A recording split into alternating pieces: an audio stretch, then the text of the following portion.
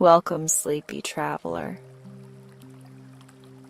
You've arrived at a quiet space made just for you. My name is Valarie, and I am here to guide you gently into rest, to help ease your mind, soften your body, and drift you toward a peaceful, uninterrupted sleep. Whether your day was long or your thoughts feel a little too loud tonight, let this be your permission to slow down, to breathe, and to simply be. There's nothing more to do now. Just allow my voice to be your guide as we begin this gentle journey toward deep, nourishing rest. If you're new here, subscribe for sleep content like this, and like this video if you find it enjoyable. Begin. Take a slow, deep breath in through your nose. Feel the air fill your lungs softly, like a gentle wave rising to the shore.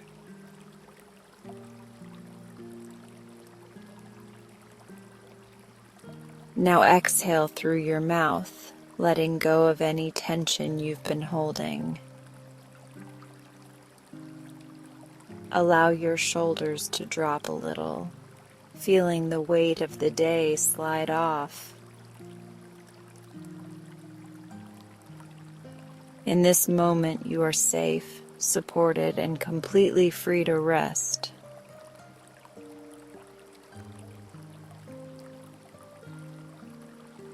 Take another soft inhale and notice how it feels as it travels through your body. Exhale slowly, like you are releasing a long sigh of relief. With every breath, you sink a little deeper into comfort.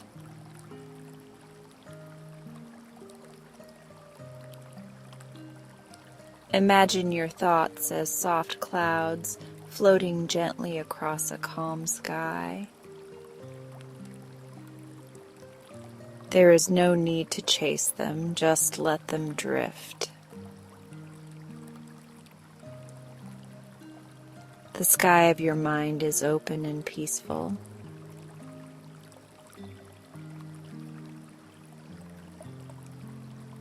Feel the surface beneath you.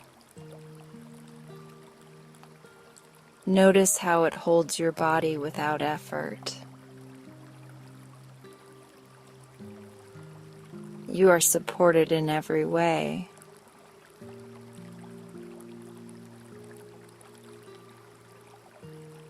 Allow your feet to relax, letting go of any tightness in your toes. Feel the ease spreading up through your ankles and into your calves. They become heavy, warm, and completely at rest.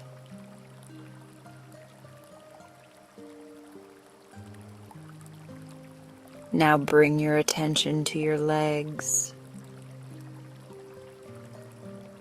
your knees, your thighs, the muscles that carried you through your day.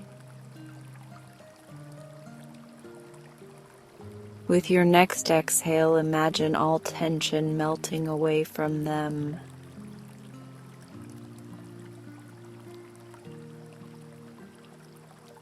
Your legs feel like soft sandbags, comfortably sinking into the bed or floor beneath you. They are heavy and still, perfectly relaxed. You do not need to hold them up anymore.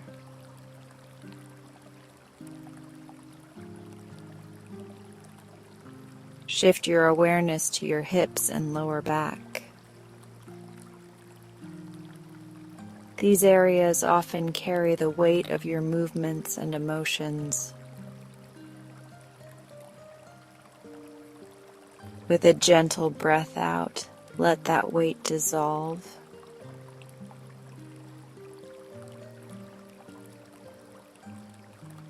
Feel your hips settling into the surface, grounded and supported. Your lower back softens, lengthening naturally into comfort.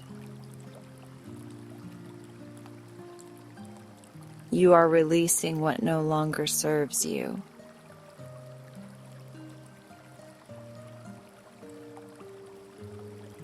Bring your focus to your stomach and chest. Feel the natural rise and fall of your breath in this space. Your body is moving in its own quiet rhythm, like ocean waves.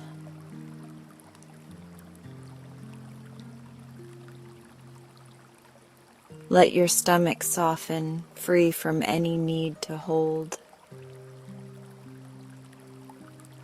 Let your chest feel open and light, ready to receive calm. Every inhale brings in peace. Every exhale sends away tension.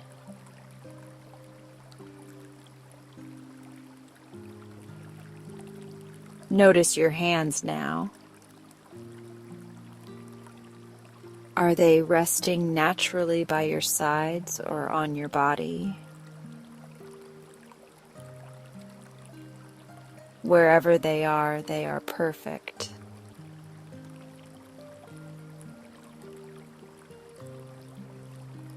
Feel your fingers uncurl, your palms soften. A warmth flows from your shoulders down to your fingertips. Your arms are heavy, loose, and completely at ease.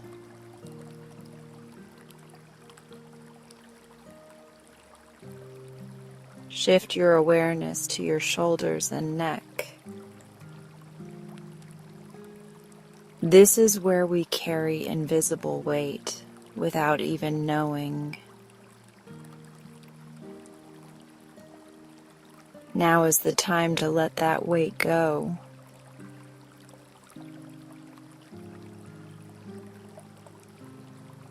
Breathe in deeply, and as you exhale, imagine your shoulders melting down into the bed. Your neck lengthens naturally, free from holding. You are lighter, softer, more at peace.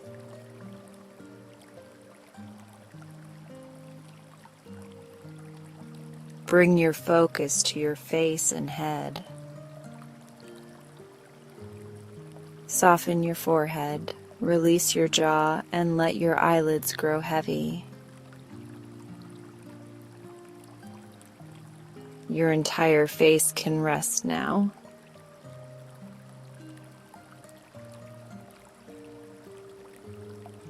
Feel your mind slowing like a calm river at twilight.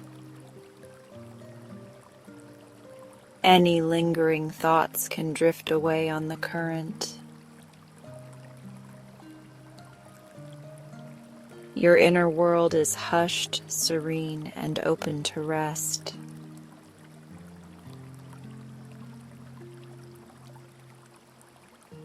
Now imagine a warm golden light just above your head. It's soft and comforting, like the last light of sunset. This light begins to flow down, washing over you.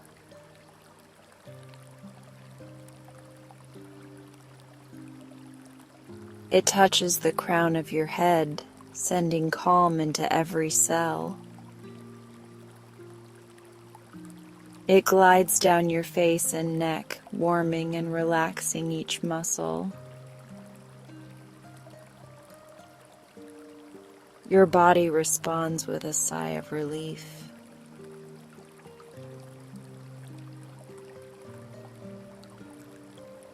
The golden light continues to your shoulders and arms. It moves like a gentle river, clearing away all tension. Your fingers feel loose, heavy, and free of all effort.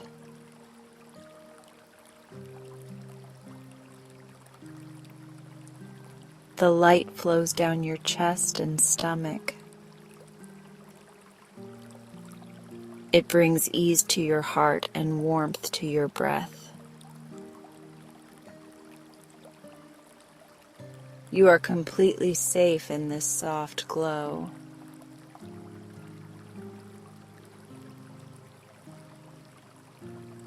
The light drifts to your hips and legs.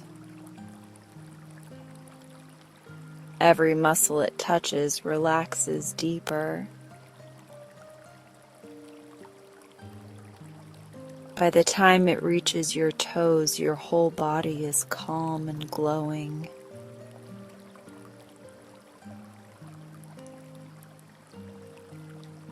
You are wrapped in a cocoon of serenity, like being held in a warm embrace. Every breath draws in peace and releases what is heavy. You are weightless and free.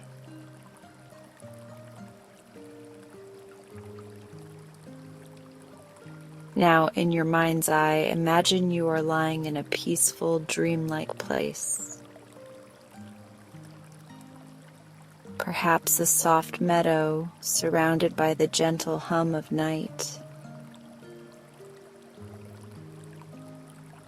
Or a quiet forest clearing where moonlight drips through the leaves.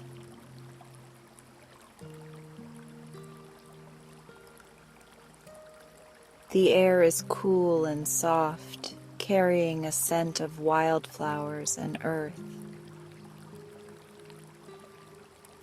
Each sound in the distance is gentle and familiar, like nature's lullaby.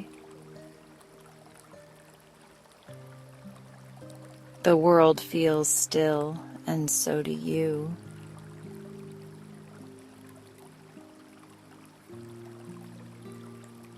Imagine looking up at the night sky. The stars twinkle like tiny lanterns, each one a peaceful thought. The moon glows softly, watching over you as you rest.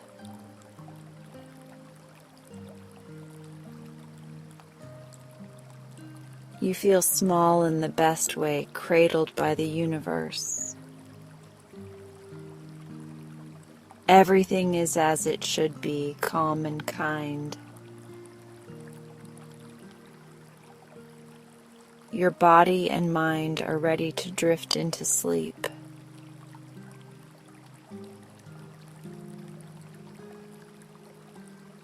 Let your breath guide you deeper now.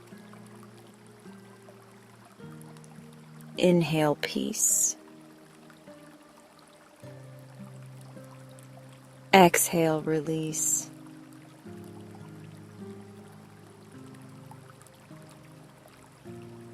Your body is soft, heavy, and completely relaxed. Your mind is light, quiet, and ready for dreams.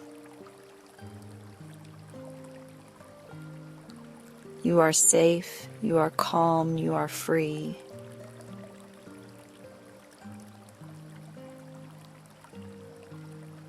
Take one last slow, deep breath. And as you exhale, feel yourself surrender to the night. Your journey to rest has already begun.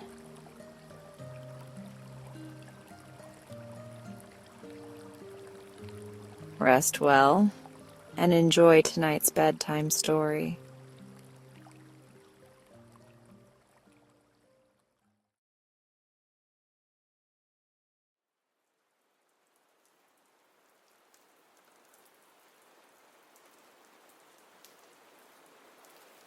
I didn't open a candle shop to save anyone.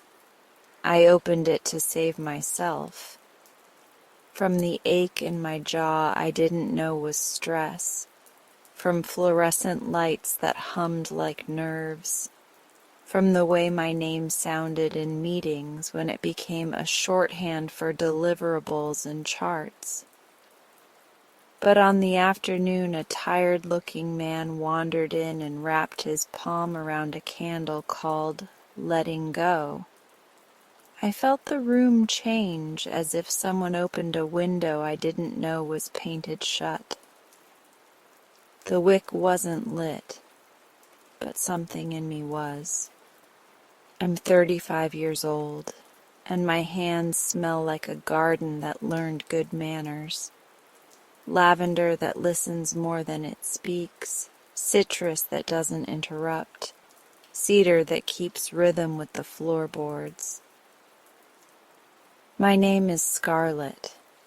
I used to be a project manager in a downtown office building where the elevators were always too cold and the coffee was always too hot.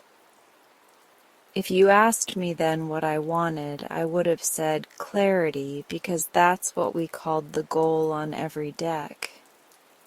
If you asked me now, I would tell you something softer.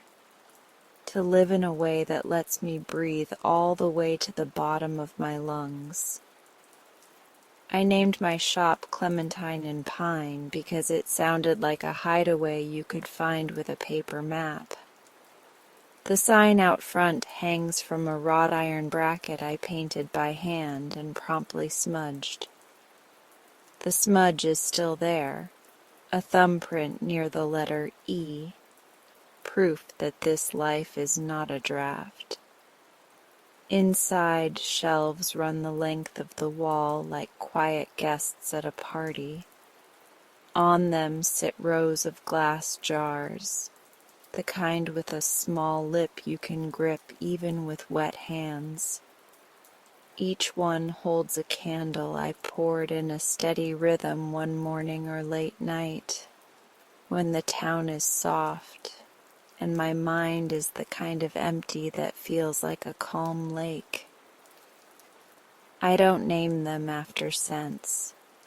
I name them after feelings I used to chase on spreadsheets but could never quite pin down. There's peaceful evening, which smells like lavender and cedar. There's a little braver, citrus and rosemary. The scent I made the day I finally carried my cardboard box out of the office and into the light. And there's the hug you needed, vanilla and amber, warm enough to trick you into thinking you slept well even if you didn't. Each label is handwritten. I tried fonts. Fonts made them lie. Customers drift in the way thoughts do when you're trying to meditate. A few at a time, from everywhere. A nurse on her lunch break. A teenager buying a candle for a teacher who never forgets their name. A woman with paint on her knuckles who keeps turning the sample jars like they're snow globes. I keep the door propped with a brick wrapped in twine, and the bell above it rings a sound that's always almost laughter. On the day he came in, the man with the tired eyes, the shop was a slow pulse. It was late afternoon, the light a kind of honey that had decided to stick around. I had just made a fresh batch of wicks on the counter. Wicking, that part of the process that's like drawing in breath before you speak. I was considering closing early to take a long walk and then change my mind about it. A game I play when the cash drawer coughs instead of sings. He wore a blue button-down, sleeves wrinkled, the collar turned under on one side like it had given up on staying neat. He moved like someone used to carrying something heavy, but not today. His eyes scanned the shelves in a way that felt both random and precise, like he was trying not to be seen by the exact thing he was hoping to find. "Hi," I said, and he nodded. People come in here for air as often as they do for candles. I've learned not to fill the room with my voice. He stopped in front of the middle shelf, the one where all the labels are verbs. Breathe through, keep going, letting go. Letting go is rosemary and bergamot softening into sandalwood. A bright start that knows when to step back. I made it one night after I cleaned out my email archive and found an old reply from a former boss that began, "Just circling back," and ended with "nothing I could keep." I poured the wax, thinking about the weight of things we carry because we're sentimental about pain. He didn't ask how much it cost. He didn't ask for gift wrap. He just reached for letting go like it had his name written on the bottom, pulled a folded 20 and a 10 from his wallet, and put them on the counter. "You don't want me to," I started, reaching for the paper bag I stamped by hand with a tiny pine cone. "No," he said, not unkindly. "Thank you." He left, and the bell laughed again, and for a moment the whole shop felt like somebody finishing a sentence I'd been afraid to start. When the door closed, I stood there with my hands on the counter, the way my mother used to stand at the sink when she was considering a truth. For years, my job was to anticipate outcomes. I had timelines taped to timelines and could tell you exactly which task would submarine the whole project if it went sticky. But for this, there was no Gantt chart. Just a man and a candle and a quiet I didn't try to fix. I closed late. The sky had turned a shade I refused to name because the names we give sunsets never match their nerve. I ate deli olives from the plastic tub in my tiny kitchen, then washed my hands and made another batch of letting go, the wax as pale as a new thought. I added a fraction more bergamot because sometimes it takes a little more light to step into the dark. The next morning, 2 girls in matching jean jackets came in and sniffed the hug you needed and giggled like they'd never run out of laughter. A man with a gray ponytail asked if I had anything that smelled like winning a small argument with yourself. I suggested a little braver. He bought 2. I wrote labels at the stool by the window and watched the town cohere and loosen as if breathing with me. There's a bakery across the street called Finch and Flower, and every hour the door spills people trailing cinnamon like a rumor. The florist 2 doors down sets buckets of ranunculus on the sidewalk like a tiny parade. Sometimes I step out and buy 1 stem for myself, yellow if I'm honest about wanting joy. 3 days passed. The bell rang. I wrapped candles. I burned Peaceful Evening on the counter because someone once told me people buy what they smell. I made my small deposit at the bank and felt the teller's eyes tick over the amount without judgment, which somehow felt like kindness. I slept and didn't. On the 4th day, just as I was pouring new wax into a tray of tins and worrying pointlessly about the pigeons nesting above the awning. The door opened and he walked back in. I recognized him before my body did, the way you recognize a song by its first drum beat. He looked like he'd slept, but not much. His shirt was cleaner, and his collar, both sides, had agreed on a shape. He held the empty jar of letting go in his hand. "Hi," I said, and then, "Welcome back," which felt both too much and exactly right. He set the jar on the counter like an offering. The wick was blackened to a nub. "I don't know if you recycle these," he said. I thought, maybe you could use it? "I do," I said. "Thank you. I give $1 off if you bring them back." He shook his head. "I don't need the $1.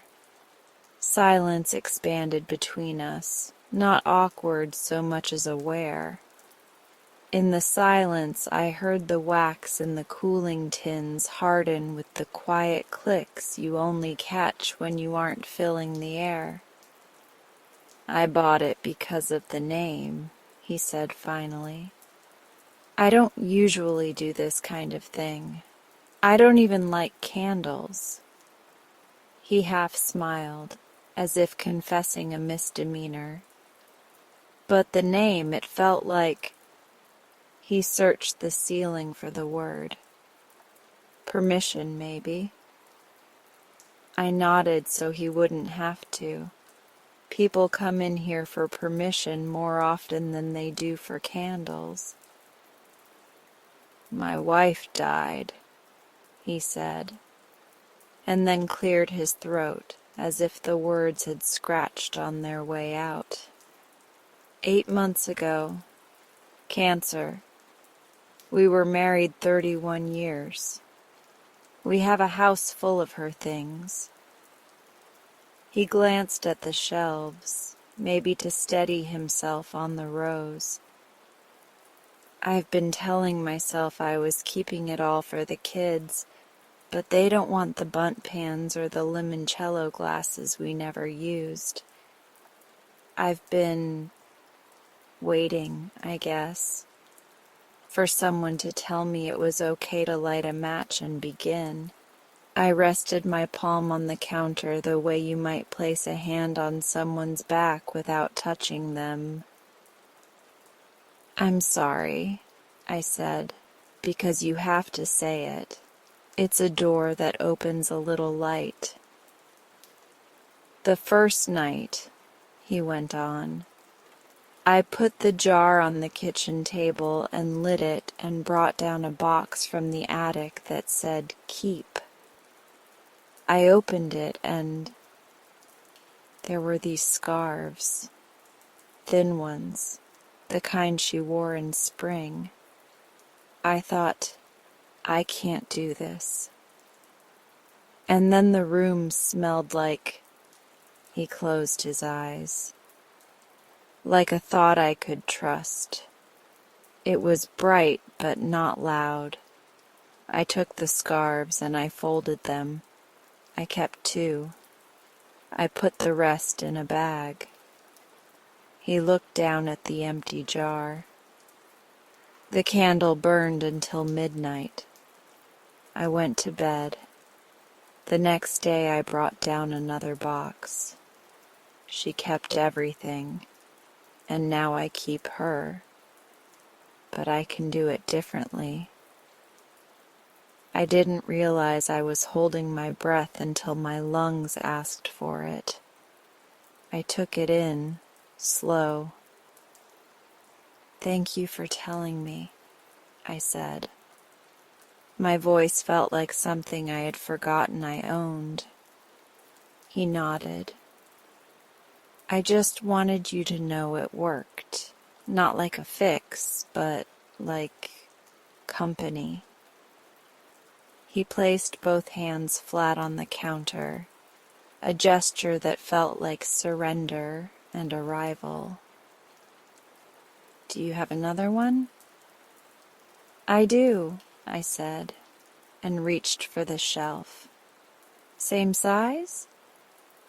He nodded, and I handed him Letting Go, the label still glossy. He held it like he was making sure it was real. Before I could ring him up, he looked at the other jars around it. "Peaceful evening," he read. "A little braver.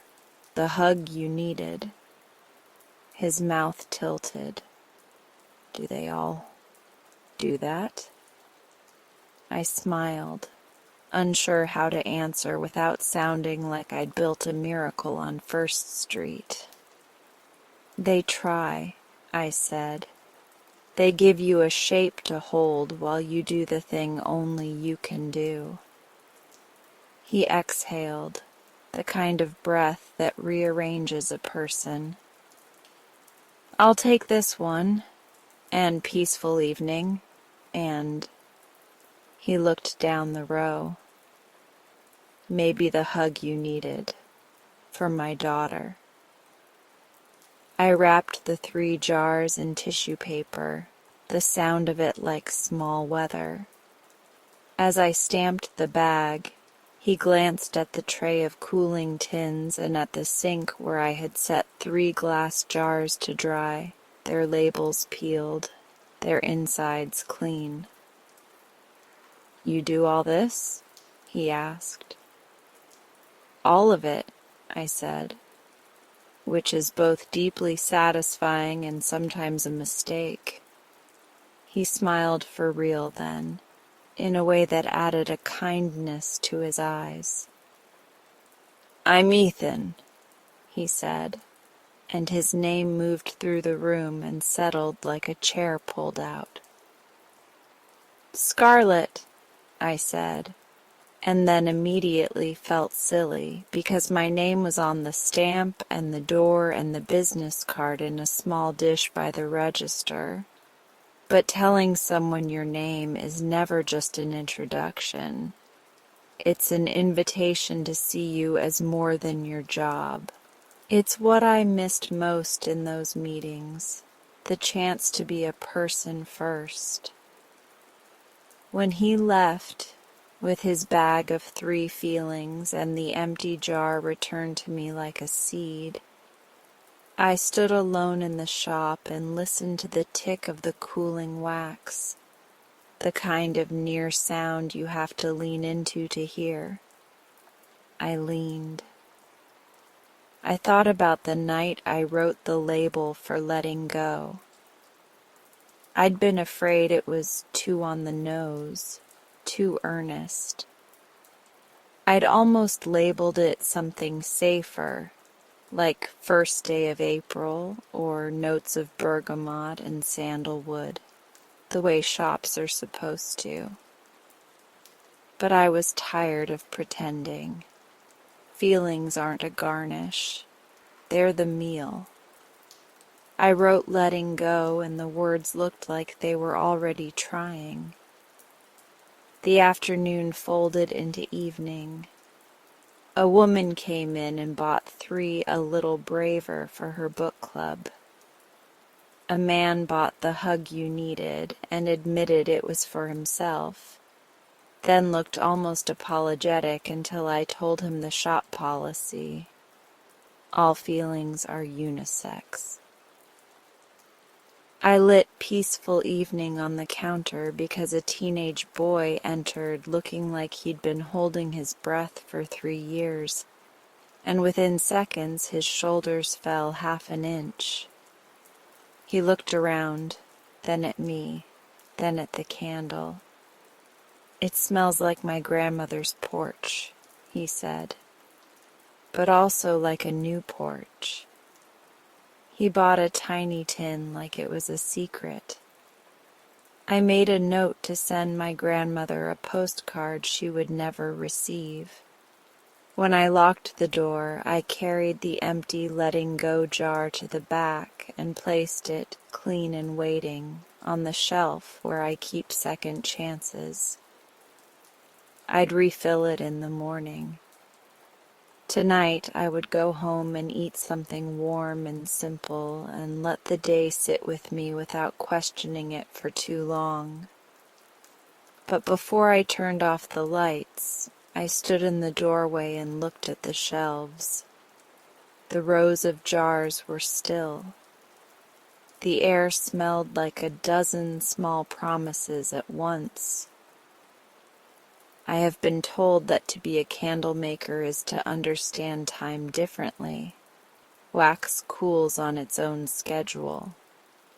Fragrance settles the way a conversation does, deepening after the moment leaves the room.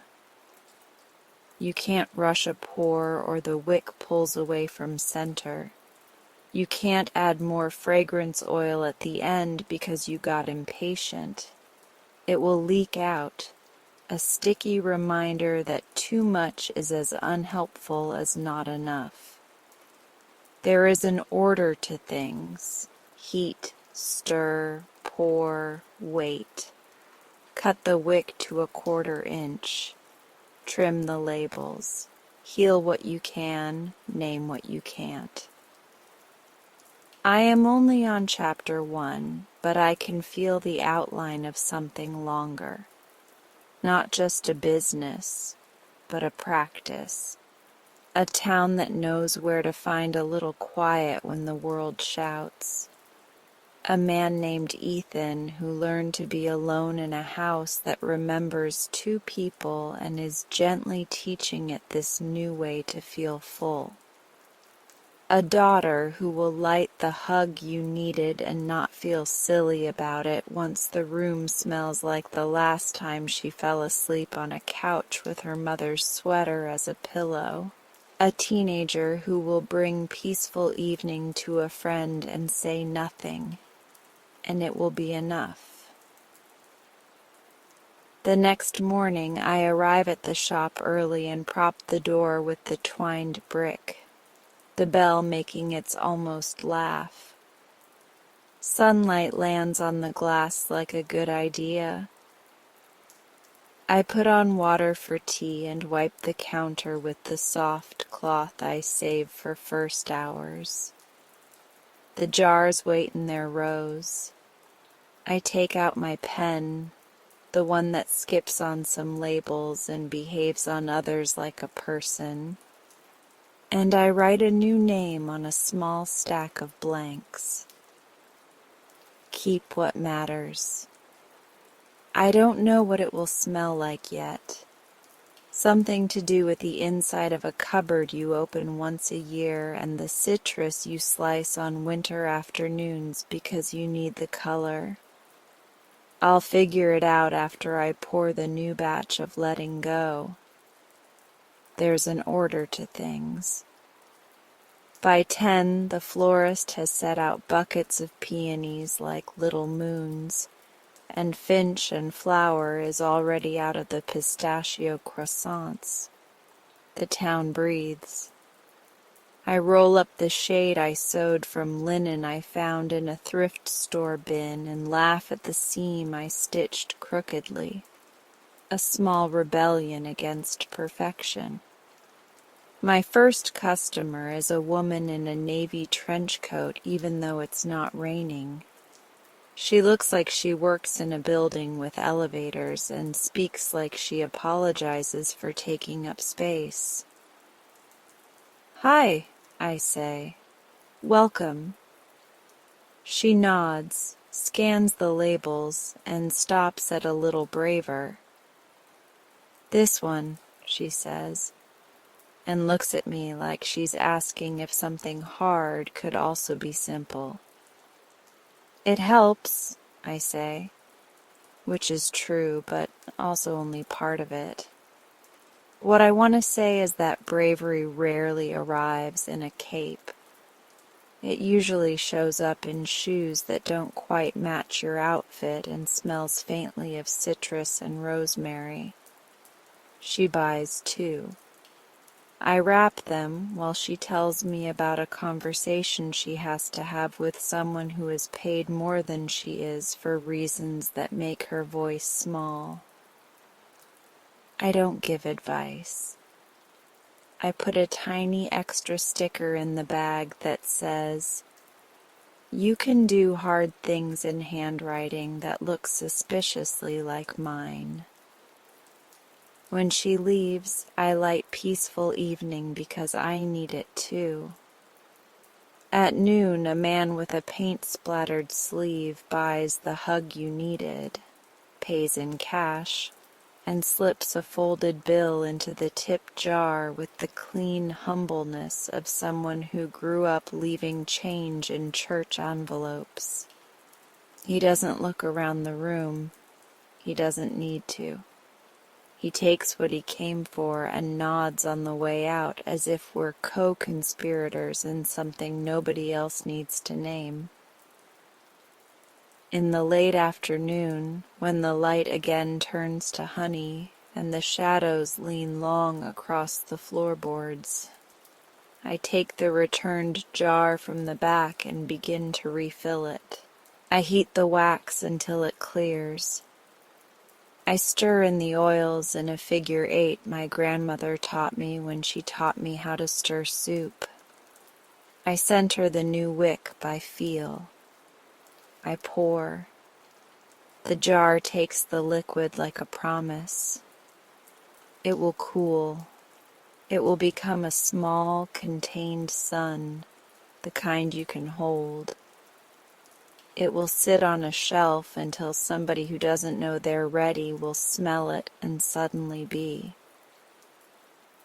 As the surface begins to set, I stand there with my hands braced on the counter, anchoring myself to wood that remembers every jar I've ever filled. When I left my corporate job, my boss told me I was making a mistake I might come to regret. Maybe I have. Maybe I will. There are nights I stare at receipts like they're tea leaves and try to predict a future that looks exactly like courage but pays the rent on time. There are mornings I wonder if I'm a cliché in an apron, another woman who ran away from the noise to sell something pretty. But then the bell rings and someone walks in with a question their mouth can't hold, and we both listen to the quiet answer rise in the room. And then I remember, I didn't come here to be right. I came here to be true. Just before closing, the door swings open with a gust that knocks a label slightly off center. A girl about 9 years old rushes in, her hair escaping its ponytail, followed by a woman who must be her mother, both of them flushed from the heat. "Do you have anything that smells like not being scared?" the girl asks, all in one breath. The mother smiles, embarrassed. "First sleepover," she says. We promised she could pick out a candle for the living room. I kneel so I'm level with the girl and point to a little braver. "This one helps," I say. It smells like courage without the big speech. The girl nods solemnly, lifts the lid, inhales, and then holds it out to her mother, who closes her eyes and smiles. "Yes," the mother says, "like the orange peels your granddad puts in his iced tea." The girl hands it back to me like we're sealing a pact. I wrap it and put an extra matchbook in the bag. When they leave, the girl turns back at the door. "What's this one called?" she asks, pointing at letting go.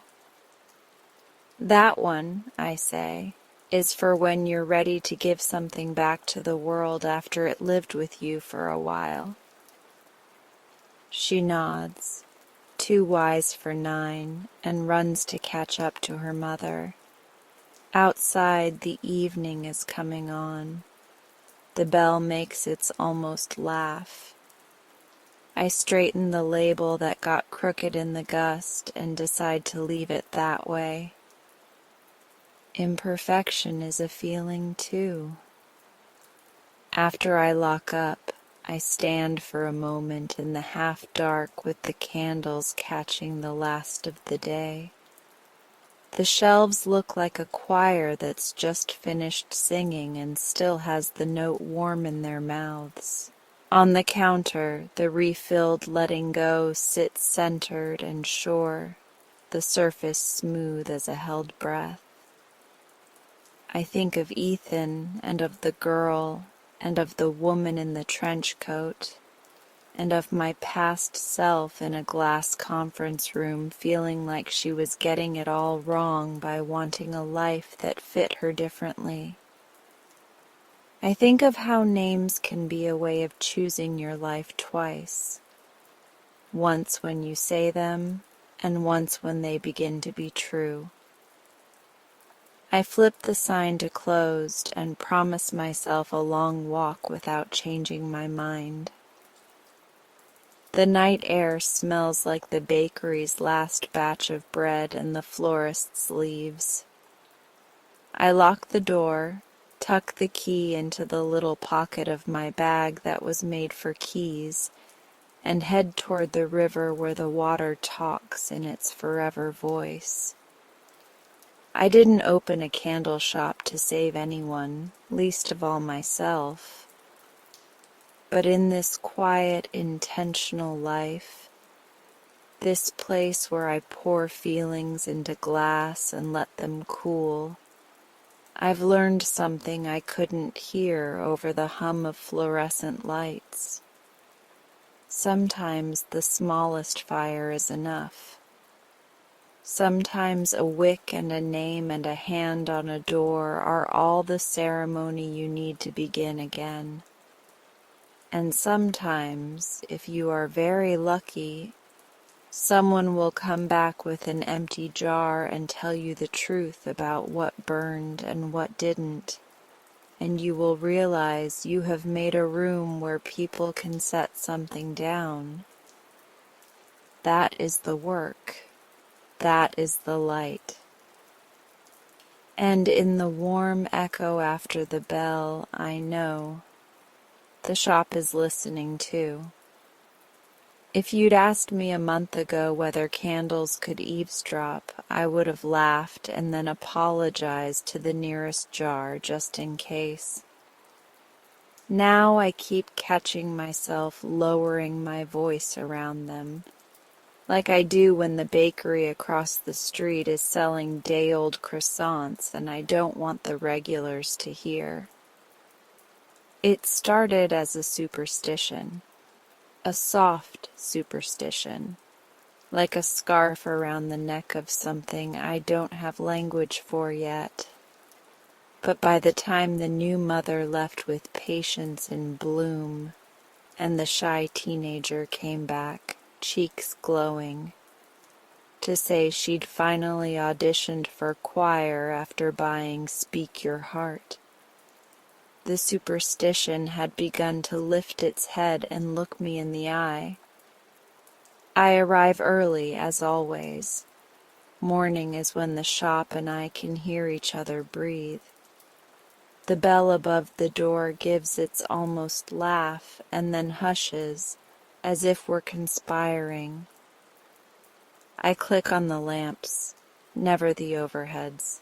They're too honest. And the shelves appear in amber tiers. Lavenders, citruses, cedars, vanillas. But those are just the bones. The names are the real bodies. Peaceful evening, a little braver, the hug you needed, letting go. And, new on the second shelf, patience in bloom and speak your heart. Patience in bloom is chamomile and peony with the faintest whisper of rainwater, a scent I found by accident while trying to capture, waiting without resentment. I mixed and mixed, furious with the way so many florals insist on being the center of attention, until the chamomile stepped forward and peony learned to hum in harmony. The rainwater is what makes it honest. Patience without rain is just a museum display of virtue. Real patience leaves damp rings on the table. Speak Your Heart came to me on a Wednesday when the florist, Lark, leaned into my doorway with a pair of clippers tucked behind her ear and said, "You know what I love? That moment when a customer names a flower out loud and you can feel them choosing themselves. There should be a candle for that."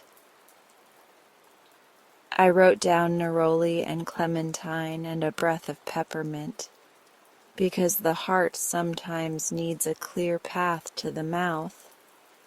On a Tuesday that was exactly the color of a bruise healing. A woman with hair in a lopsided bun and a diaper bag big enough to smuggle a raccoon came in with a baby strapped to her chest. She smelled like heat and dry shampoo, and her eyes carried the complicated shine of someone who cries in elevators. "Hi," I said gently, and she nodded like a swimmer coming up for air, not to answer but to acknowledge oxygen exists. Babies change the acoustics of a room. Even asleep, they bend the sound around them. I could feel the shop adjust, the candles making space. The woman drifted to the shelf where the new names lived. She passed a little braver with a longing glance, then reached for Patience in Bloom like a magnet had been hidden behind the glass.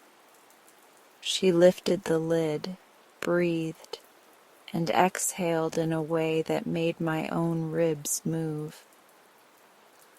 "This one," she said, voice frayed. "I don't know why, it just feels right." I wrapped it slowly to give her the fraction of quiet that wrapping grants. As I stamped the bag, the baby hiccuped in its sleep and made both of us laugh. That sudden ribbon of grace that appears and ties everything for a second. "Long night?" I asked, the world's softest understatement. "Long year," she said, and then shook her head at her own melodrama. "He's wonderful. It's just, everyone has an opinion. On nap schedules, on swaddles, on how often I should, blink." "Ah," I said, "the sport of motherhood. Spectator coaching." She smiled, startled and grateful. "I used to paint," she blurted, then nearly apologized for it. "Watercolors. I can't remember the last time I rinsed a brush." I tucked a matchbook into the bag. "Light it after he falls asleep," I said. "Let it keep time with your breathing. It won't give you back the hours, but it might soften their edges." She held the bag like a life raft or a permission slip. "Patience in Bloom," she read off the label. Maybe I can bloom and be patient. Maybe I don't have to choose.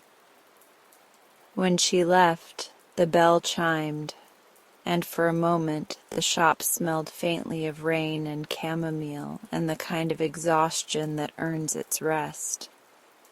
The shy teenager came a week later, and I recognized the particular geometry of her shoulders. the way they rounded to make room for everyone else's expectations, then lifted invisibly when she saw something she loved. She had come in the Friday before, a nervous comet trailing earbuds and notebooks, and hovered over Speak Your Heart for so long I thought she might fall asleep standing up. "You can open it," I'd said, because some people need explicit permission to experience things. She did, and her eyes widened, and a hand went unconsciously to her throat, where I know the first true notes of a song are tested for courage. "It smells like telling the truth, but nobody's mad," she'd said. Then her face did that soft collapse of relief, and she added quickly, "Sorry, that makes no sense." "It makes perfect sense," I'd told her, and because I could see the music printed faintly on her skin like a map, I didn't ask what she needed it for. She bought a small tin, and when I slipped in 2 extra matchbooks, she whispered, "Thank you," like she was thanking me for not asking a question she wasn't ready to answer. So when she walked back in 7 days later, her hair a little smoother and her shoulders a fraction taller, I was already smiling. "Well?" I asked, unable to help myself, and immediately regretted it, but she grinned, really grinned, and held up 2 fingers in a little V right near her heart. "I did it," she said. "I auditioned for choir. I thought my knees were going to give up. I lit it in the morning and again right before I left. My room smelled like courage that remembered my name." "How did it go?" I asked. She shrugged, trying for nonchalance but failing for delight. "I got in, alto. Miss Chavez said I have a texture in my voice. I don't know what that means." "It means you sound like yourself," I said. She bought a full-size jar this time, and as I wrapped it, she traced the letters on the label with her finger like a pianist warming up. "My mom cried," she said in a rush, like a confession. "Not because I got in, because I told her I wanted it." I slid the wrapped jar across the counter. "Speak Your Heart is best with tea," I said, "or water from a glass you like, or the quiet kind of lemonade." She laughed. "I'll tell my mom, quiet lemonade only." And then she left, and the bell made its small gladness, and I stood there with my hands on the counter again, feeling the shape of a mystery press gently against the door of my day. Because here's the thing. I had poured Speak Your Heart 2 days before the teen's first visit, standing at the stove pondering neroli and peppermint and honesty. It had felt like I was cooking a sentence I couldn't quite finish. I made the batch, labeled it, placed the jars on the second shelf between A Little Braver and The Hug You Needed, and then she showed up, pulled to it as if there were a filament from her rib cage to the wick, and with patience in bloom, I'd poured it the same morning that the new mother shuffled past my window, pushing a stroller with one wheel that squeaked like a mouse apologizing. I watched her go with a feeling I couldn't name. 3 hours later, there she was in my doorway, reaching for the exact candle that was still cooling in the back. Coincidence? Of course. The world is lousy with coincidence. But when coincidences repeat with the same soft insistence, I start to do what I always do: observe, test, and write it down. I dedicated a page in my spiral-bound notebook to a new column: feeling poured versus person needed. The first entry: speak your heart. Shy teen auditioned, accepted. The second: patience in bloom. New mother with baby survived the day. I told myself not to draw arrows where there weren't any, but I drew them anyway, pencil thin and tentative. Then, as if the candles had been waiting for me to admit my curiosity, a pattern began to announce itself with tiny, undeniable gestures.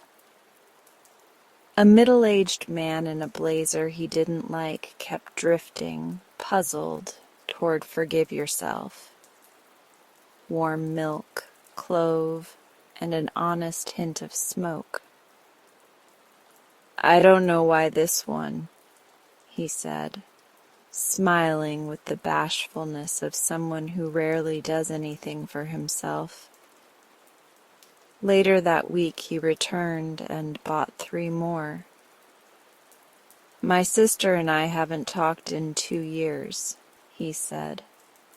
Turns out I was the one who needed to say sorry. He shrugged. She did too, but I went first. The candle helped me practice. A kindergarten teacher with glitter on her cheekbones wandered in on a Friday when I had finally perfected Stay Soft, which is cotton, rice powder, and a breath of cardamom. She pressed her palm to her sternum after sniffing it, then whispered, I tell my students to be kind all day. I forget to be kind to myself. She left with 2. I wrote down the entry. A man who looked like he built things with his hands. Nicks across the knuckles, a thumbnail blackened by a recent truth. Chose still waters on a day I had made it warmer than usual with oak moss and line-dry linen. He didn't say anything, just nodded and left. 2 days later, a note appeared under my door. The quiet helped me not say the hard thing out loud. That was the right thing. Sometimes the pattern was faint as a watermark. Sometimes it walked in like a trumpet. Of course, once you suspect your candles are listening, you have to ask, listening to what? To me? To customers? To the town? To that low song the river sings under the bridge? Before I could spiral into an explanation that would satisfy my former job's measurable outcomes brain, an idea arrived with the stubborn clarity of rosemary. I would pour a candle with a feeling I didn't yet understand and see who came looking for it. I chose a Tuesday to experiment. Tuesdays forgive you for odd behavior. I set the big pot on low, poured the wax pellets, and watched them soften into translucence, then vanish. I stood with the stir stick and waited for the part of my thoughts that is quieter to get brave. "What are we making?" I asked the room, half teasing, half earnest. On the counter were scrap labels where I test names. I wrote 3 possibilities and circled none. Keep what matters. Begin where you are. Let it be good. Each had the right bones and the wrong shoes. I uncapped the oils and began to build a scent without a name. Lemon zest for clarity, bluebell for memory, vetiver for the way things deepen when you aren't looking, and a drop of rose I would deny if asked. I stirred.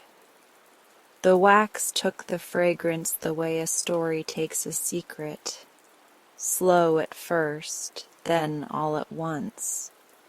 When I poured, I spoke out loud because who was going to tell on me? This one is for someone who is holding too much and can't tell what is theirs.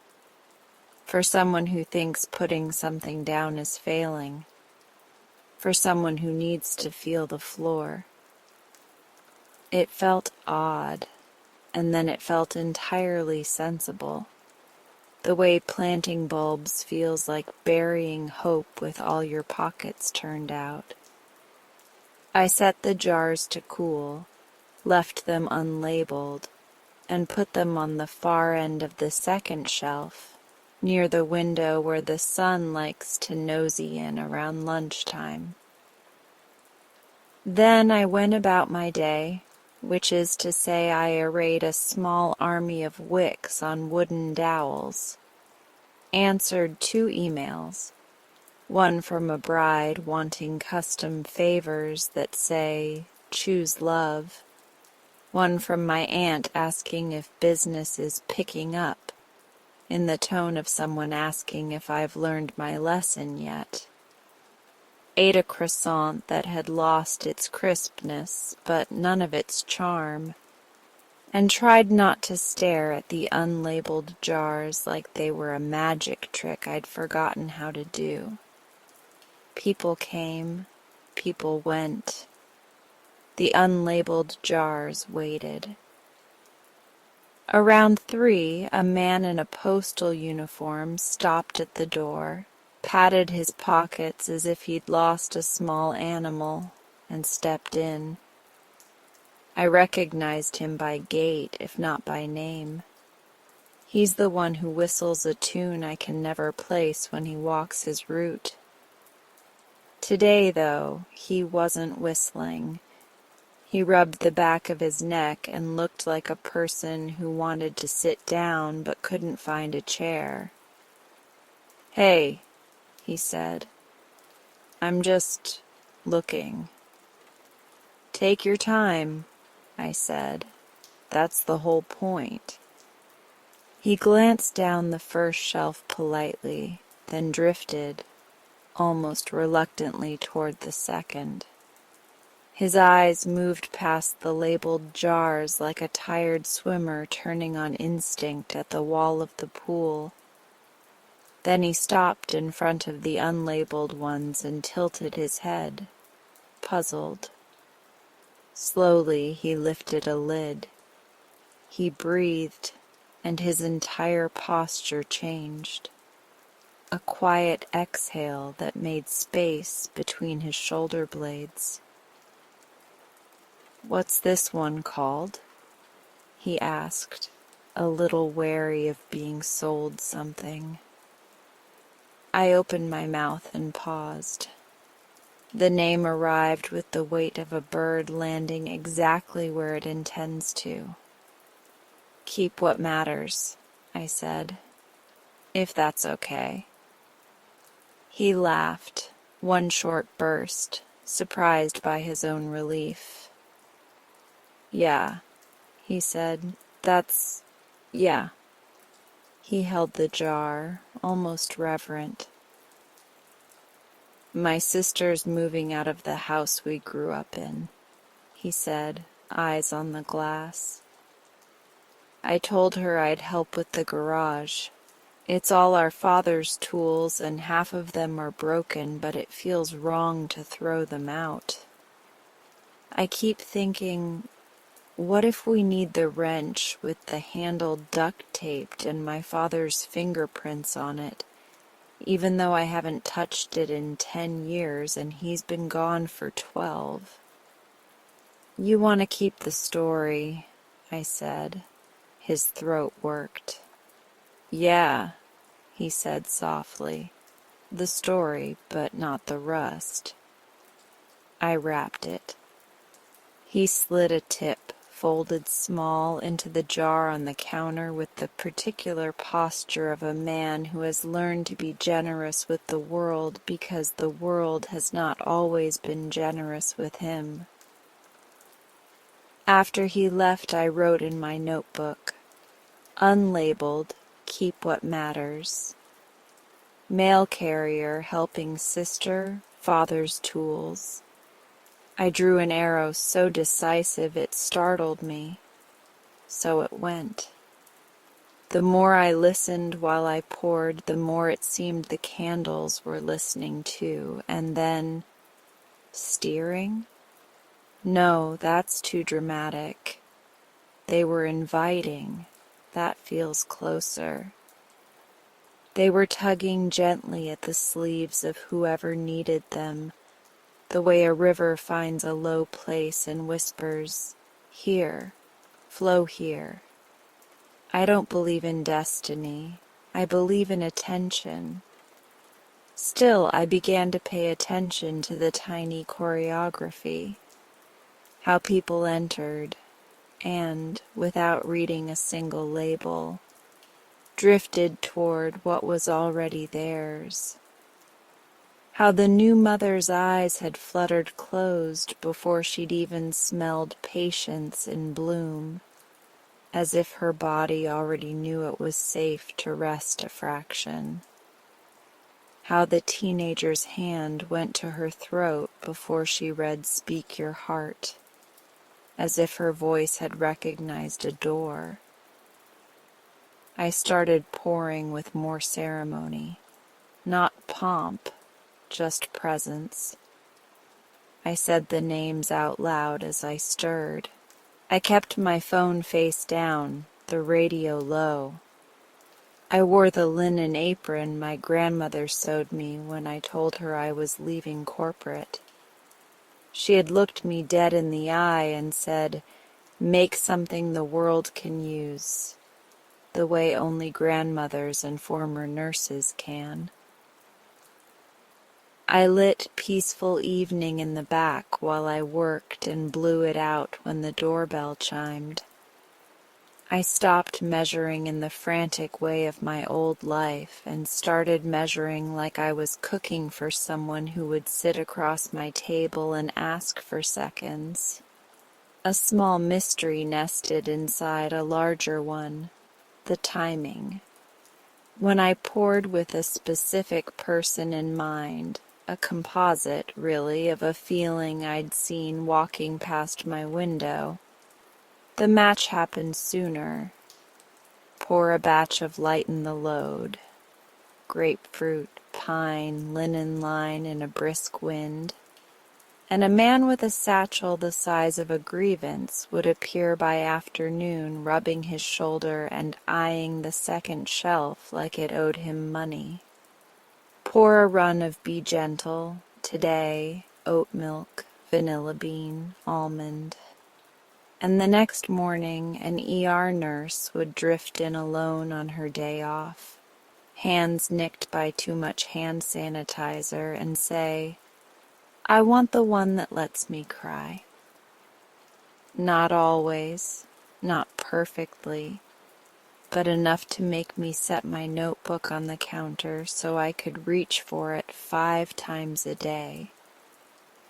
One evening, Ethan came by with a paper bag from Finch and Flower because he'd heard me tell a customer I hadn't eaten, and he's turned into the kind of man who listens for hunger and tries to make it smaller. He looked at the shelves, at the new names, and raised an eyebrow at the cluster of unlabeled jars cooling on the rack. "What are those?" he asked. "Experiments," I said. "I'm testing a theory." "That your candles are semi-sentient?" He smiled, but his eyes were kind. I made a face. "Sentient is a large hat for a small shop. I'd settle for conversational." He laughed, then grew serious, like he does when the talk turns a corner. "I lit Peaceful Evening last night," he said, voice low. "Just for me, nobody's stuff. I sat on the back steps. I didn't do anything noble, I just sat. It felt like I was giving myself back a room." "That counts," I said. "That more than counts." After he left, I stood at the counter eating a not crisp croissant and thinking about the people who had come through this week. How many of them had said the same phrase without prompting. "It just feels right." They weren't moralizing. They weren't assigning fate. They were reporting from the front lines of their senses, and their senses were smarter than their schedules. The next morning the florist brought me a stem of freesia for the state of your courage, she said, and told me a story about a customer who came in asking for flowers that smelled like a memory that didn't ache anymore. I sniffed the freesia until my eyes watered and decided to make Begin Where You Are after all. Pear, freesia, and tea leaves. I poured it while repeating the name under my breath like a quiet prayer. 2 hours later, a man with a realtor pin and a haunted look bought 3. "I keep telling my clients to wait for perfect," he said, half to me, half to himself. "Maybe I need to stop selling them the future and help them stand in the present." I added it to the ledger. Not all matches were neat. A woman came in on the heels of a thunderstorm and bought "Let It Be Good" with the ferocity of someone daring the world to contradict her. She returned it 20 minutes later, cheeks damp, apologizing, saying, "I think I'm not ready for that one. I think I need something that doesn't ask me to agree yet." We traded for Weather the Weather, salt air, cypress, and a memory of wool. "This," she said, "this I can do."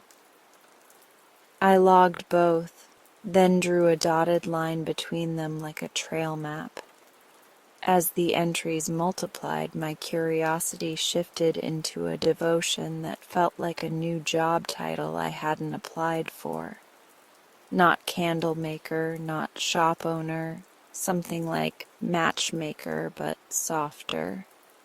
Listener in residence, translator between the tongue and the chest. A woman came in and said, "Do you have something for not knowing?" I handed her a jar of Mystery Loves Company, green fig, ink, and a whisper of smoke.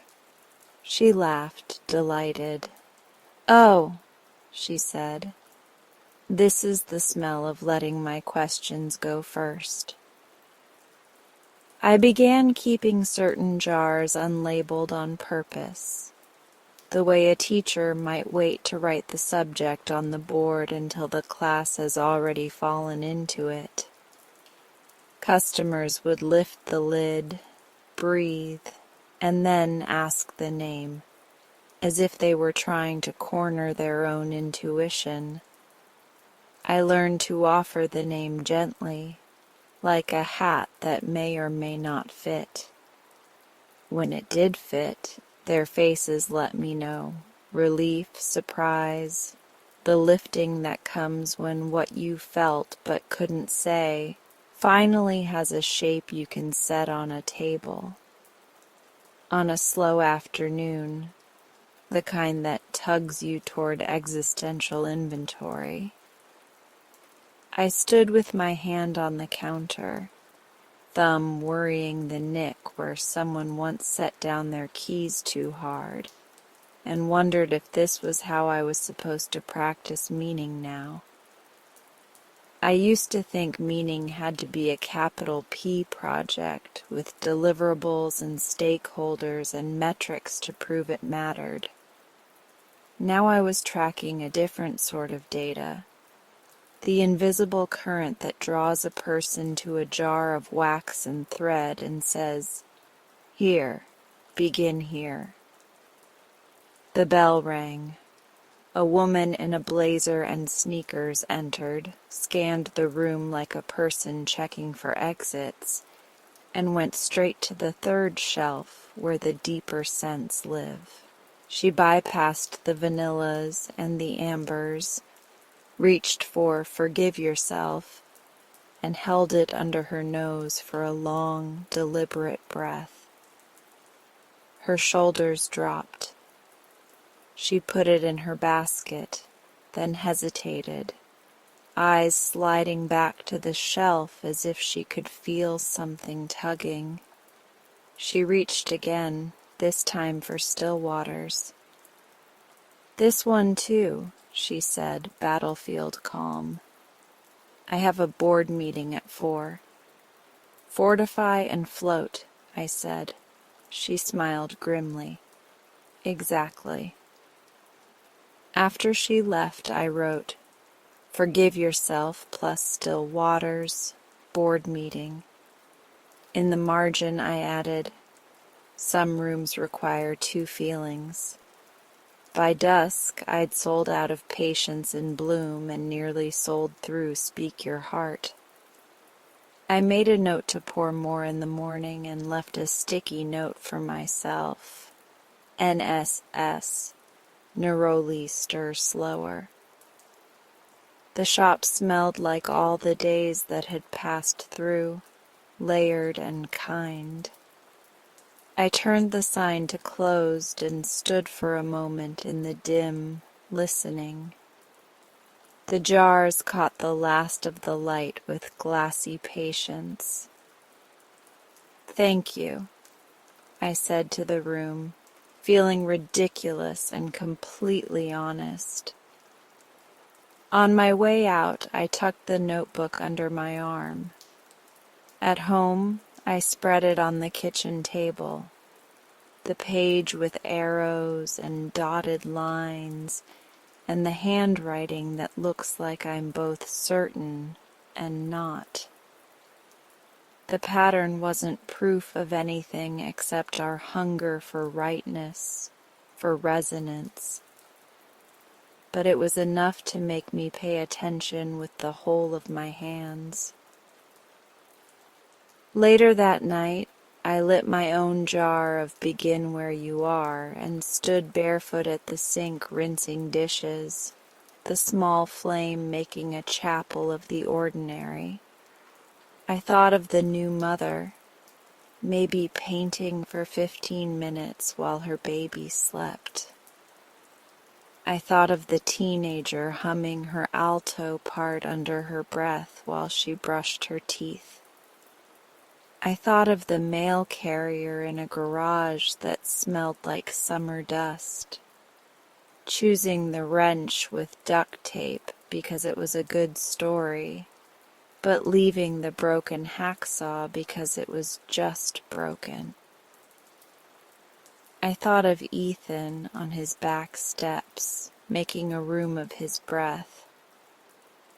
I thought of the shop, which in the morning would be full of jars that pretend to be simple and keep turning out to be doors. If you'd asked me then whether the candles were listening, I would have told you this. Maybe the listening is mutual. Maybe that's all this is, an exchange of attention. I pour with a feeling held steady in my chest like a bowl of warm water. The wax cools around it. Someone walks in with their own bowl of warm water, sloshing a little, not wanting to spill. The two see each other and tip, just enough to make a larger pool.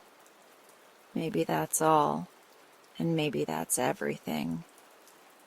In the morning I will pour more patience in bloom and speak your heart. I will try a new one.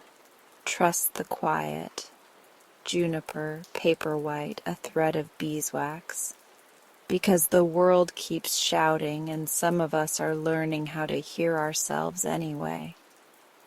I will leave 2 jars unlabeled and see who they call. I will write more arrows in a notebook nobody but me will read and feel the small glee of being an amateur scientist whose lab is a wooden counter that remembers every hand. I will listen while I stir. I will say the names out loud.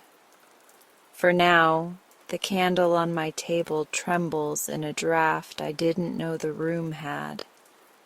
I cut my hand around the flame and it steadies. I whisper into the little light, feeling foolish and also like I'm a person who has learned the right kind of foolishness. Tomorrow, I tell it, as if we have plans together. Let's keep choosing the right people, or let them keep choosing us. The flame gives a dignified nod. The room smells like courage that doesn't need a speech, and when I blow it out, the thin ribbon of smoke waves for a beat before vanishing, the ghost of a message I almost understand. By the time the rumor grew legs, that candle shop that knows how you feel. I had learned to keep my face neutral when strangers entered with a familiar light in their eyes. It wasn't that I wanted to be mysterious. It was that something delicate was happening in the room, a pressure change, and I didn't want to spook it by naming it too soon. Even the bell above the door seemed to understand. Its almost laugh softened into something like a thoughtful hum. Couples started coming in together, the kind who stood close without thinking about it, and the kind who hovered in separate orbits, careful not to bump. One rainy Thursday, a pair in their late 50s came in with the posture of people who had misfiled their own tenderness and were, perhaps, ready to go looking for it. He had a wool cap in his hands he didn't know what to do with. She had that pinched calm that says she's been shouldering a heavy door for a long time.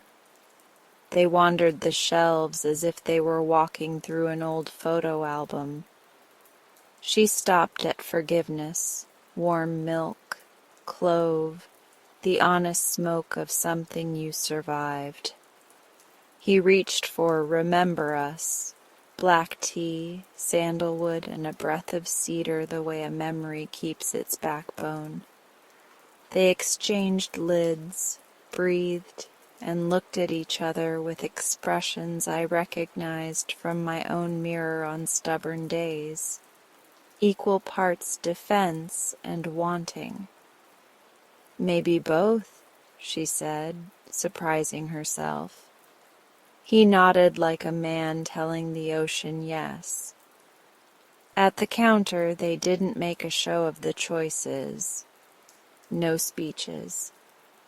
He handed me his card, she held the bag, and on their way out she turned, just a fraction, and said, "Thank you," as if they'd been given permission to stand on the same side of the room again. A week later, a younger couple came in with matching sneakers and a well-practiced joke energy that fizzled at the edges. They circled the shelves like two magnets, unsure which pole was which. She kept touching Remember Us, and then pretending she meant to reach for something else. He hovered by Forgiveness with the fascination of a tourist who doesn't want to ask for directions. When they got to the register with both candles, they looked at me like teenagers caught sneaking into a rated R movie. Honesty policy, I said. Buy one, get a conversation free. They laughed, and she said, We made a rule not to go to bed angry. We've been bending it into shapes that almost count. He glanced at her hand where a thin silver ring had left a faint indent.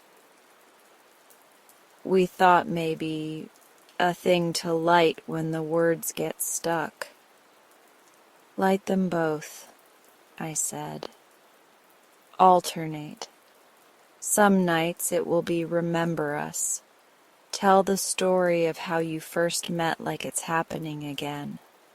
Some nights it will be Forgiveness. Say the small thing you'd rather swallow. They left with the bag between them, not touching but closer. Word carried in ways I couldn't track. Lark at the flower shop would mention people who came in asking for peonies that smelled like a second chance. Finch and Flower told me a line cook had started lighting a little braver in the prep room before the dinner rush, and swore his hollandaise had never been steadier. The librarian slid me a note with a scribbled list of patron recommendations. The candle woman in the neighborhood is a witch, but like a comforting witch who returns the casserole dish. On a Monday morning that wore the sky like an unironically blue sweater, a teacher came in with the particular fatigue of someone who has been both a person and a lighthouse for too many days in a row. She had chalk ghosting her sleeve and a travel mug she'd clearly been reheating since dawn. Without much wandering, she went to the second shelf and lifted Hopeful Morning, mint, lemon balm, and the softest touch of honey. It smells the way I want first period to feel, she said, almost laughing at herself. Not loud, awake. Mint and a promise, I said. She exhaled, the kind that rearranges a day. I've got a kid who's determined not to care, which means I'm determined twice as much. Leave it burning while you grade, I suggested. Tilt the room your way. I slipped an extra matchbook into her bag. Little pencils on the cover, a joke she got before I made it. She came back the following Friday, hair escaping its clip, eyes brighter despite what the week must have done to them. That kid, she said without introduction, stayed after to show me a poem. He wrote about the moon looking like a fingernail clipping, which, okay, but he wrote. I'll make a candle called The Kid Wrote a Poem, I said. It will smell like mint and victory and not crying in your car. She laughed, that clean, ringing kind of laugh that rinses a person. She bought 2 more Hopeful Mornings and asked if I ever did custom labels. I want one for my team. We're doing enough, she said. We keep forgetting. I do, I said. But that one's on the house. I'd always kept a notebook in the shop, corners dog-eared with recipes, fails, numbers that looked like hope on good days and math on the others. After the teacher returned, I started a new notebook just for the stories. A small one, spiral bound, the cover the color of cafe au lait, the paper thick enough to hold a pen without bleeding. I labeled the first page, who found what and what happened next. The entries were quick, my own shorthand, arrows and crossouts. Couple, 50s, forgiveness plus remember us, softer voices at the register. Younger pair, matching sneakers, both as well. Joke energy employed for good. Miss T, English 11th. Hopeful morning, moon, fingernail poem, ordered team label. Sometimes I left space to add updates. Sometimes I wrote the date in the margin and underlined it the way my high school biology teacher used to underline the word cell. I don't know why, but it felt like reverence. It changed how I moved behind the counter. I didn't hustle people toward decisions anymore. I kept the room warm and my questions fewer. I listened for the small cough of new wax cooling in tins, for the slight lift in a customer's shoulders when they breathed something that recognized them. The ledger made their stories less slippery. They could land somewhere, even if only on ruled paper under my palm. On Tuesdays, I took the notebook home and read it at my kitchen table with a mug of tea that went cold not because I forgot it, but because the stories warmed me past what the tea could do. The pages looked like a hand-drawn constellation map. Dotted lines between candles and people, asterisks for second visits, long arrows toward the ones that turned out to be steps in a larger journey. Speak your heart leading to begin where you are leading to let it be good. Maybe this is the thing, I wrote to myself one night. The shop dark and the street out front sounding like a river of soft tires. Not that the candles know, but that people do, and the candles give them permission to listen. The town began to fold itself around the idea. On Saturday mornings, couples came before the farmer's market, their canvas bags empty, and their hands finding each other again while they argued lovingly over tomatoes and forgiveness. A group of teenagers in choir hoodies pooled change on the counter to buy a Speak Your Heart for a friend who needed to tell her parents that college doesn't have to be a straight line. A grandfather asked for a scent that smelled like loving someone whose name is starting to go gray. I handed him Remember Us with a shake in my throat I didn't try to hide. He pressed my hand in a way that felt like a benediction. Every once in a while, a customer would ask, "How do you know which ones to make?" And I'd say, "I listen," which sounded simple and true and didn't embarrass me anymore. I started pouring with the names spoken out loud, barely above a whisper, like reading to a sleeping house. The work became liturgy, heat, stir, pour, wait, trim the wick, label with care, bless and release. The more I recorded, the more I cared not just that the right candle found the right person, but that the person found a way to keep the feeling once the wax was gone. I started tucking small slips of paper into bags. Notice 3 things that don't ask you for anything. Say the true sentence softly to yourself first. Set a timer for 10 minutes and do one kind thing that no one sees.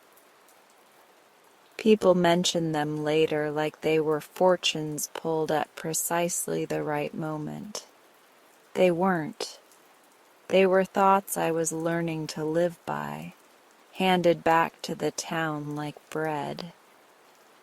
Ethan came by on a late afternoon with sky the color of soft denim. He'd started dropping in without ceremony, sometimes to buy a candle, sometimes to bring me something from Finch and Flower, sometimes just to stand in the doorway like a good thought. "Got a minute?" he asked. "Always," I said, which wasn't true, but had become the kind of lie I wanted to make truer.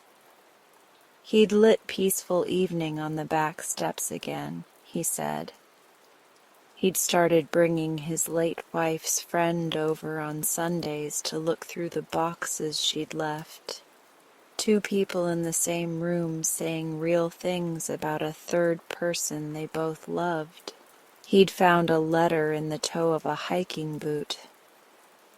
"She tucked everything everywhere," he said, smiling. And he'd read it aloud to the empty kitchen, and it made the emptiness feel like less of an accusation. "Also," he added, almost sheepish, "I tried Remember Us for me and my wife, not to get stuck, to anchor the good." I wrote it in the ledger when he left, 3 entries down from the teacher's second visit. Ethan, Remember Us, letter discovered. Anchor, not anchor down. I liked that distinction so much I circled it. Anchor, not anchor down. It would have been easy to float through those weeks buoyed by everyone else's sparks and miss the quiet weather shifting behind my own ribs. Easy, but not fair. Somewhere between making a "we're doing enough" label for the teacher's team and tucking the final jar of forgiveness into the crook of an older woman's arm, I realized I was moving like a person in a beautiful house she didn't live in. It wasn't dramatic. Loneliness rarely is, not in the version I know. It's a slow drift. It's crossing the street toward the river at dusk because the world glows there, and realizing you don't have anyone to text about it. It's eating the second half of a croissant over the sink because the house is too quiet for a plate. It's loving your work so much you forget that work doesn't ask about your day, not the way a person might. I noticed it the night I closed late, the kind of late where the shop hums even after the lights are low. I'd sold 3 Remember Us, 2 Forgiveness, 4 Hopeful Morning, and a single Speak Your Heart that the buyer handled like an egg. I'd stamped 12 bags and refilled the matches and wiped the counter with the soft cloth I keep for first hours and last. I turned the sign to closed, locked the door, and let my forehead rest against the cool glass for a beat, because the glass does not mind being a wall. In the back, the shelves held the usual neat ranks of cooling jars. I was low on a little braver and out of Begin Where You Are, but none of those were what I reached for. I took down the big pot, the one with the handle that stays cool when everything else is hot. I measured wax by feel and then by scale because both matter. I warmed it, watched it turn from cloudy to clear, and stood with the stir stick hovering while I looked at the row of oils like a choir. Clarity, I said out loud and heard how tired the word felt in my mouth. Tired, but stubborn. Clarity, I said again, and something in me squared its shoulders. I didn't have a clarity yet. I'd written it on the list a dozen times, then chosen other names because clarity feels like a demanding friend. The world is full of fog dressed up as nuance and noise dressed up as news. Clarity can look, at a distance, like aggression, but the way I wanted it in my shop wasn't a knife, it was a window. I built it slowly. Lemon leaf, not bright cheerleader, but patient custodian. Rosemary, because it holds the door for difficult truths. A thread of eucalyptus to sweep the corners. A drop of frankincense I hadn't meant to use but needed anyway. Because clear is not the same as easy, and I wanted the scent to honor that. As I stirred, I thought of the teacher and her mint mornings, of the couples who'd carried both forgiveness and memory out into the rain, of Ethan reading a letter aloud to the woman he loved in a kitchen that now made polite room for both the living and the gone. I thought of my ledger with its arrows and dates, of the neat columns that proved to no one but me that what I was doing mattered. And then I thought of my own kitchen table, always set for one even when I didn't bother to set it. My own mugs, chipped in the same places, lined up like siblings who don't call enough. My own phone, full of conversations I mostly started and then let go quiet because nobody wants to be the person who needs too much.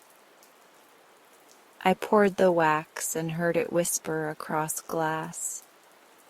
It's a sound I've learned the contours of, like silk unfurling, like someone speaking in the language of gentleness to a room that was bracing for hard news. I set 12 jars on the rack to cool and wrote the label while they were still warm. Clarity. I wrote it again, not because the first wasn't right, but because I wanted to see it twice, to make sure I wasn't making a candle named after the life I'm afraid to ask for. I wasn't. Clarity is this life, seen without performance, the notebook, the tiny bell, the people who come in all soft edges and go out with something burning that doesn't hurt. When the surface of the first jar set, I did the thing I tell other people to do. I lit it. In the back room, on the metal table where I trim wicks and stick labels straight with my thumbs, I placed my own clarity in the center like a centerpiece at a table I had, at last, prepared for myself. The flame stood up exactly as tall as it should and no taller. I sat on the stool and did nothing noble. I didn't perform the grief I felt brewing. I didn't push it away. I didn't reach for my phone. I watched the little flame do its exact job and I let it be a mirror for what I was too good at ignoring. I was lonely, not broken, not tragic, just lonely. the kind that blooms when you build a life made of care and forget to include yourself in the map, the kind that hides inside usefulness. I could hear the truth in the room, and I could not for once mistake it for the sound of someone else's story. Clarity didn't arrive as a thunderclap. It was a list. It was the small admission that I closed the shop late, not because there was too much to do, but because sometimes going home felt like stepping into a jar after the wick has burned out, warm but a little stale. It was the realization that I had built a place for listening and had stopped listening inward, as if my feelings might knock over a display if I let them wander unattended. I wrote in the ledger, clarity, me. I sat with the absurdity of that entry and also its rightness. I dated it, underlined it twice, wrote smaller.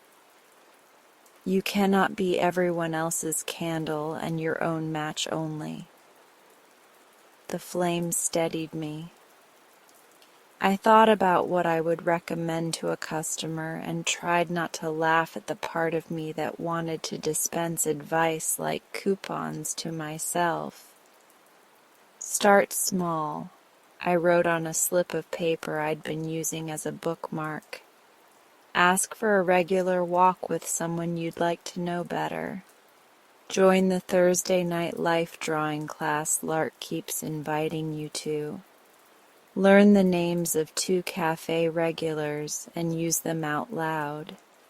Invite Ethan to help label the custom candles one evening and pay him in bad jokes and fresh bread. Let the shop be a place you work, not a place you hide.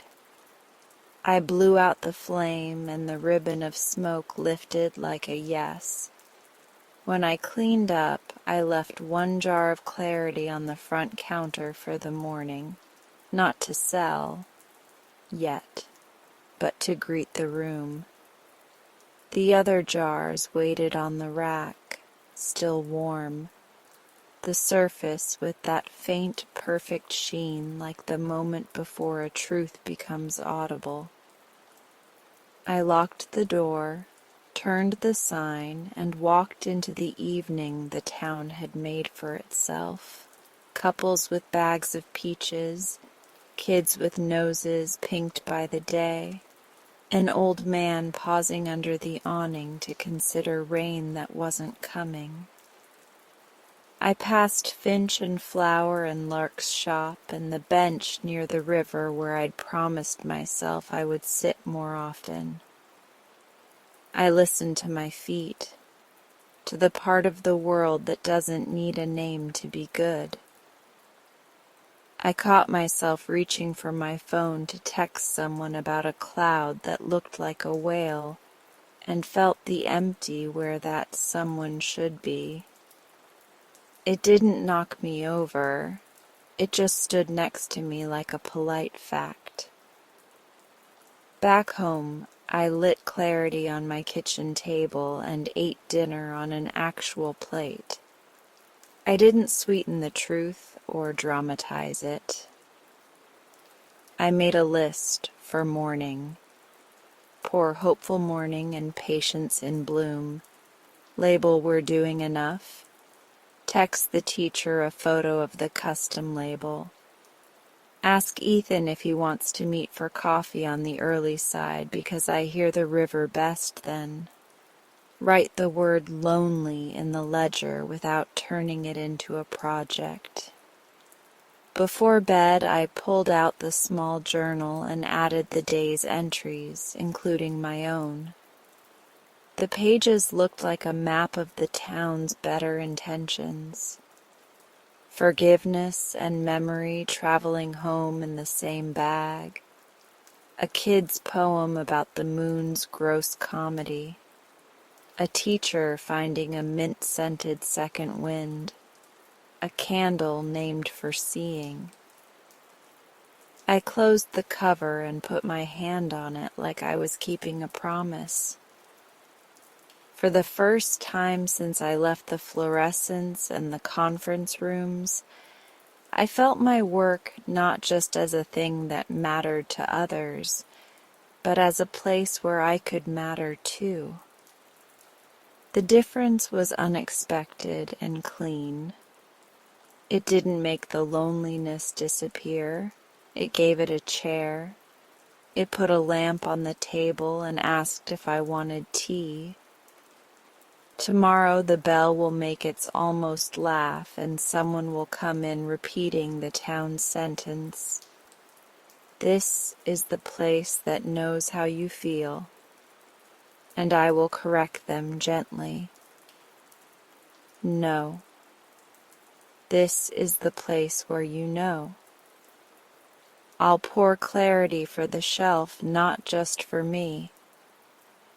I'll wait to see who it calls. I'll keep writing the names and the stories and the small, unglamorous victories. The arguments softened, the apology spoken into clean air, the breath taken without permission.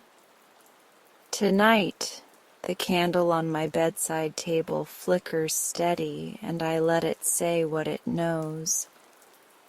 There's change in the air, and it's not only the town that has heard the whisper. It's me. Some sadness is loud, a siren that makes everyone look. Mine arrived like fog, soft, ordinary, hard to point at.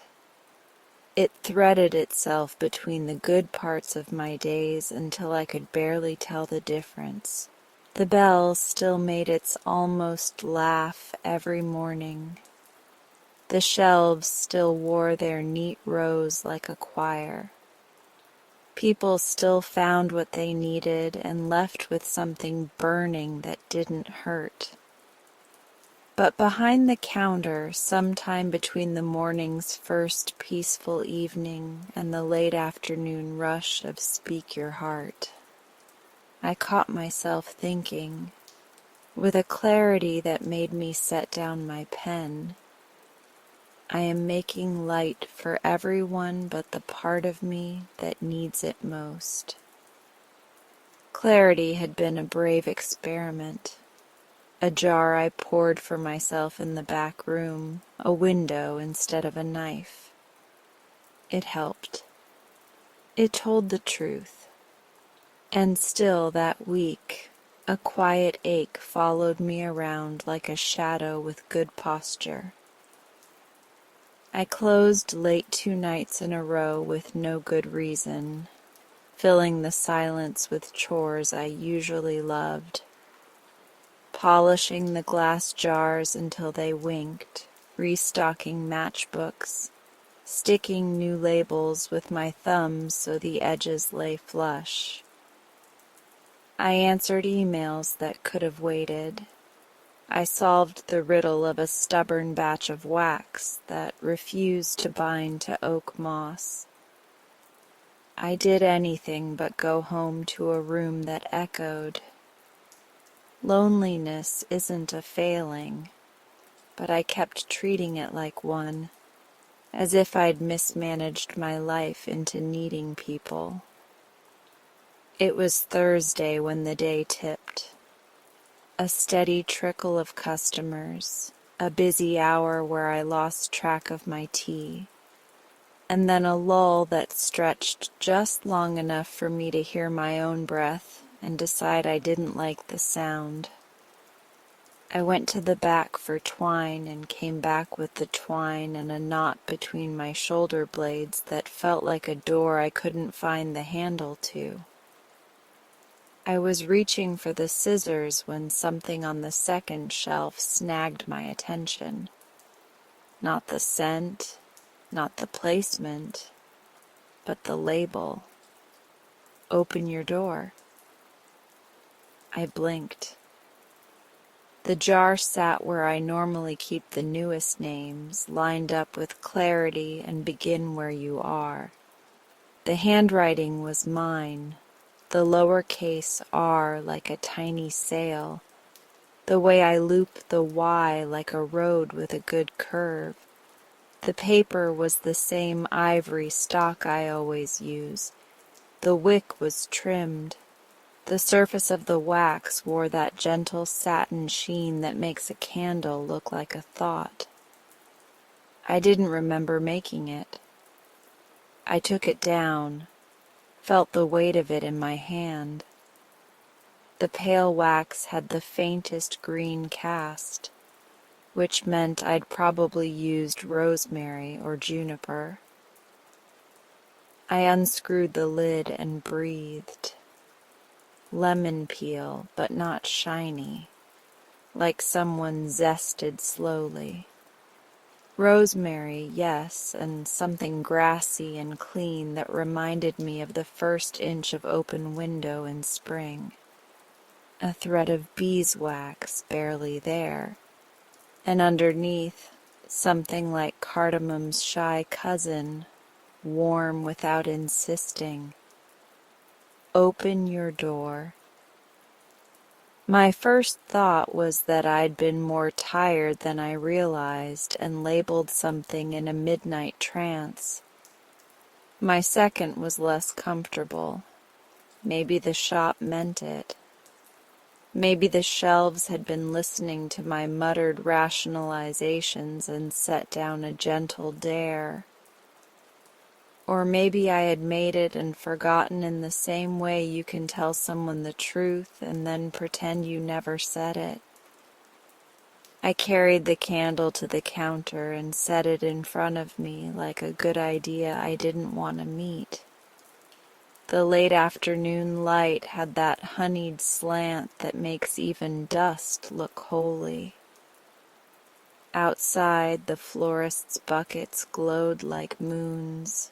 Finch and Flower's window fogged in soft hearts from the heat inside. Open your door. I hear you, I said to an empty shop, and the knowledge that I was talking to my own handwriting did not embarrass me. I lit it. The scent lifted, not loud, no fanfare.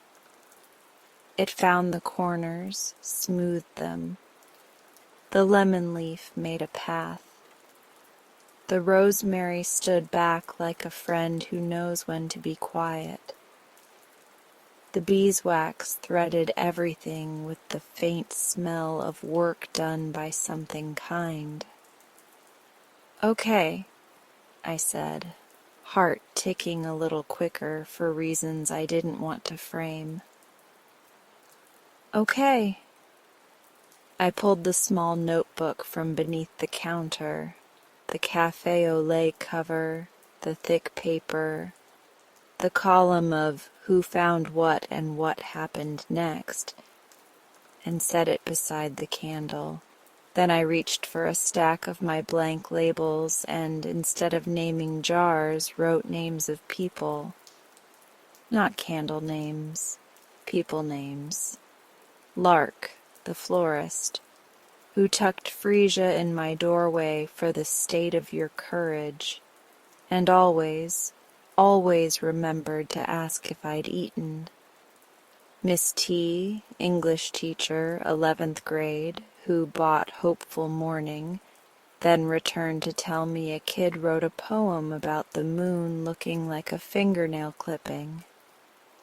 The shy alto who had spoken her heart. The new mother with patience in bloom. The older couple with forgiveness and remember us. The younger pair with sneakers and the same pair of tired jokes. The mail carrier who chose keep what matters. The ER nurse who'd asked for be gentle today. The line cook who swore a little braver steadied hollandaise. The librarian who believed I was a comforting witch. The grandfather with remember us and a hand that felt like a blessing. Ethan, open your door. The candle's flame shivered once as if nodding. An evening, I heard myself say, before I could scare myself away from the idea. A candlelight evening. The last two words felt corny and right in the same way that dancing at a wedding feels corny and right when you do it anyway. I tore a sheet from the notebook and wrote a note in my hand that tries to be tidy when it's excited. Candlelight evening at Clementine and Pine this Saturday, after close. 7:30 p.m. Tea, bread, music if we make any, and stories if you want. No speeches. Come as you are. Bring a candle you loved if you want to tell what it helped you do. With gratitude scarlet, I copied it onto a dozen small cards, my hand growing looser and more honest with each one. The idea of it made my chest feel less like a room with a draft.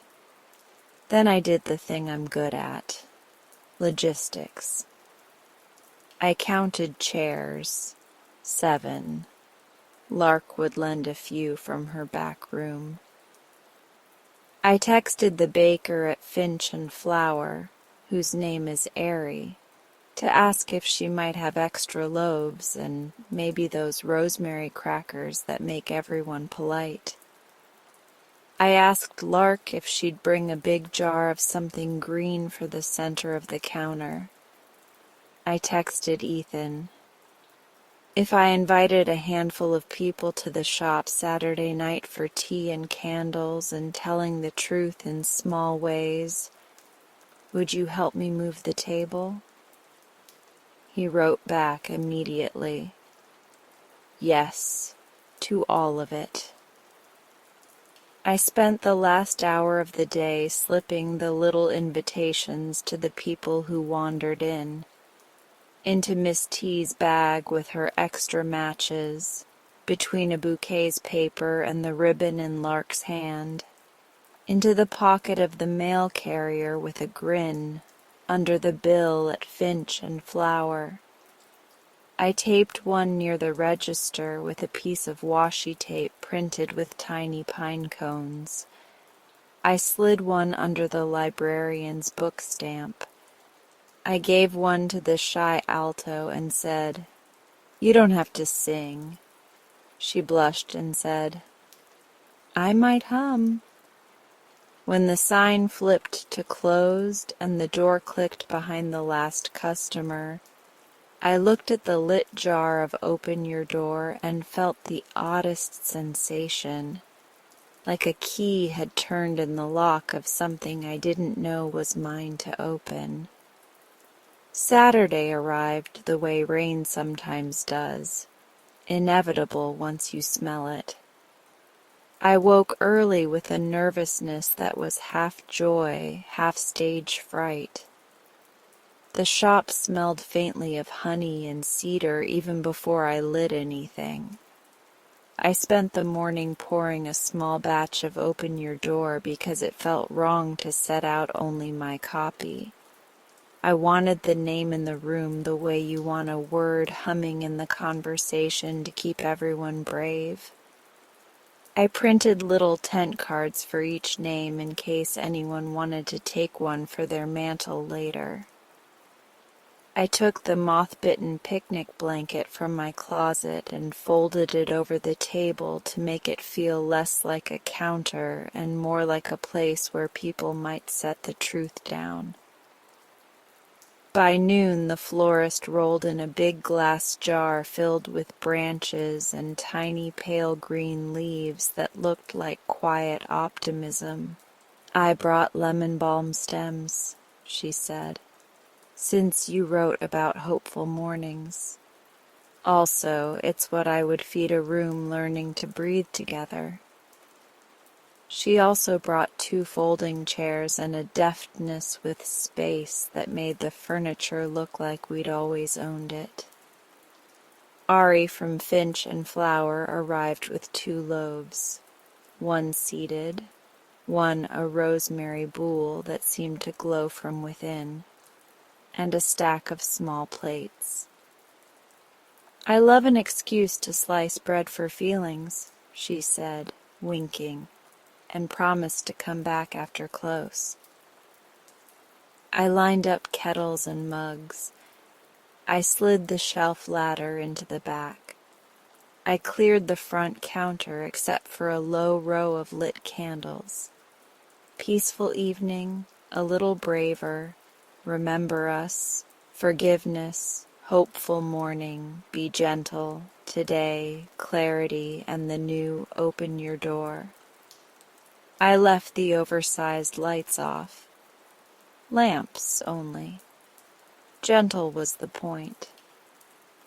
At 7:26, the bell made its almost laugh, and Ethan walked in with his sleeves rolled to his elbows and a careful eye for where the chairs should go.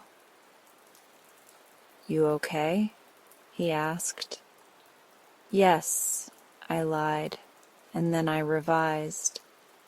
"I'm the right amount of not okay." "Good," he said, and squeezed my shoulder the way you would test a melon at the market. Not okay is honest. Honest is warm. At 7:31, Miss T arrived with a notepad tucked under her arm and 3 pens in her messy bun like flowers. "I brought grading to pretend I'll do it," she said. "I won't." At 7:33, Lark arrived with a small basket of tiny white flowers. She called wax flowers and arranged them in a thrifted vase like a blessing. At 7:35, the shy alto stepped in with her mother. "I'll hum," she whispered, as if the room might bite, and the room whispered back, "Don't worry." At 7:38, the older couple who had bought Forgiveness and Remember Us entered together. He had that wool cap again. She had her hair down for once. Their faces looked less defended. "We're early," he said apologetically, which meant we didn't want to talk ourselves out of coming. At 7:41, the mail carrier ducked in, holding a jar of Keep What Matters, the way a person holds a battered book they love.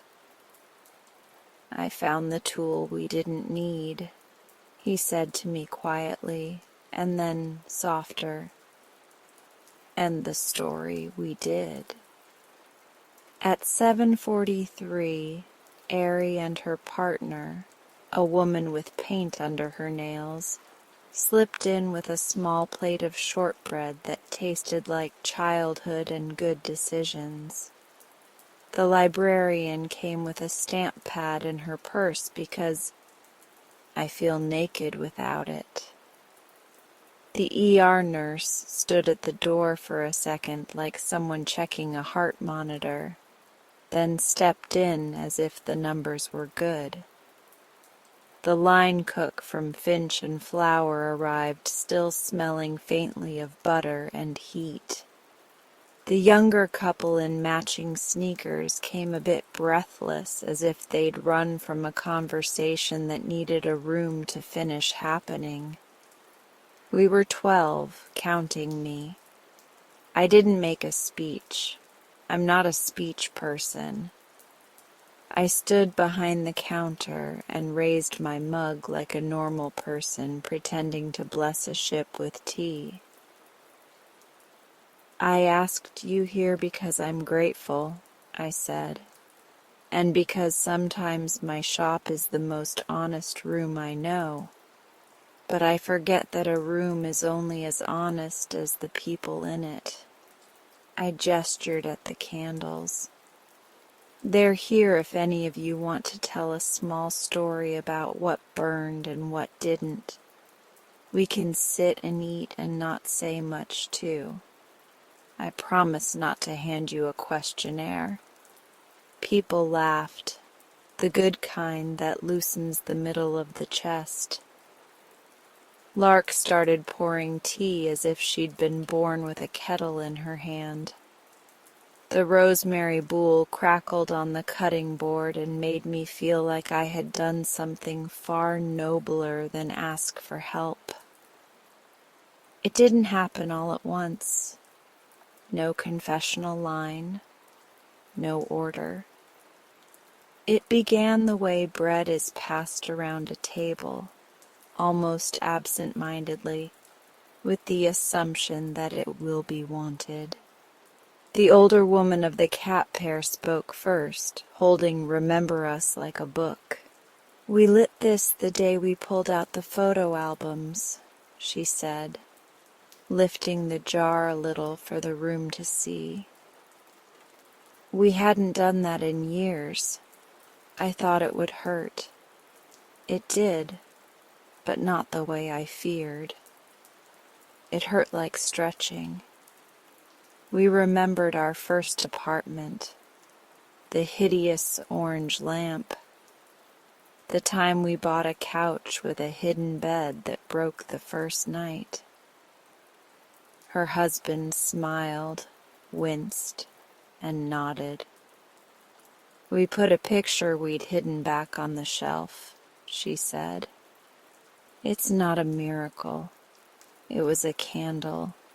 It made the room kinder while we tried." We hummed. There's a sound a room makes when a truth is set on the table.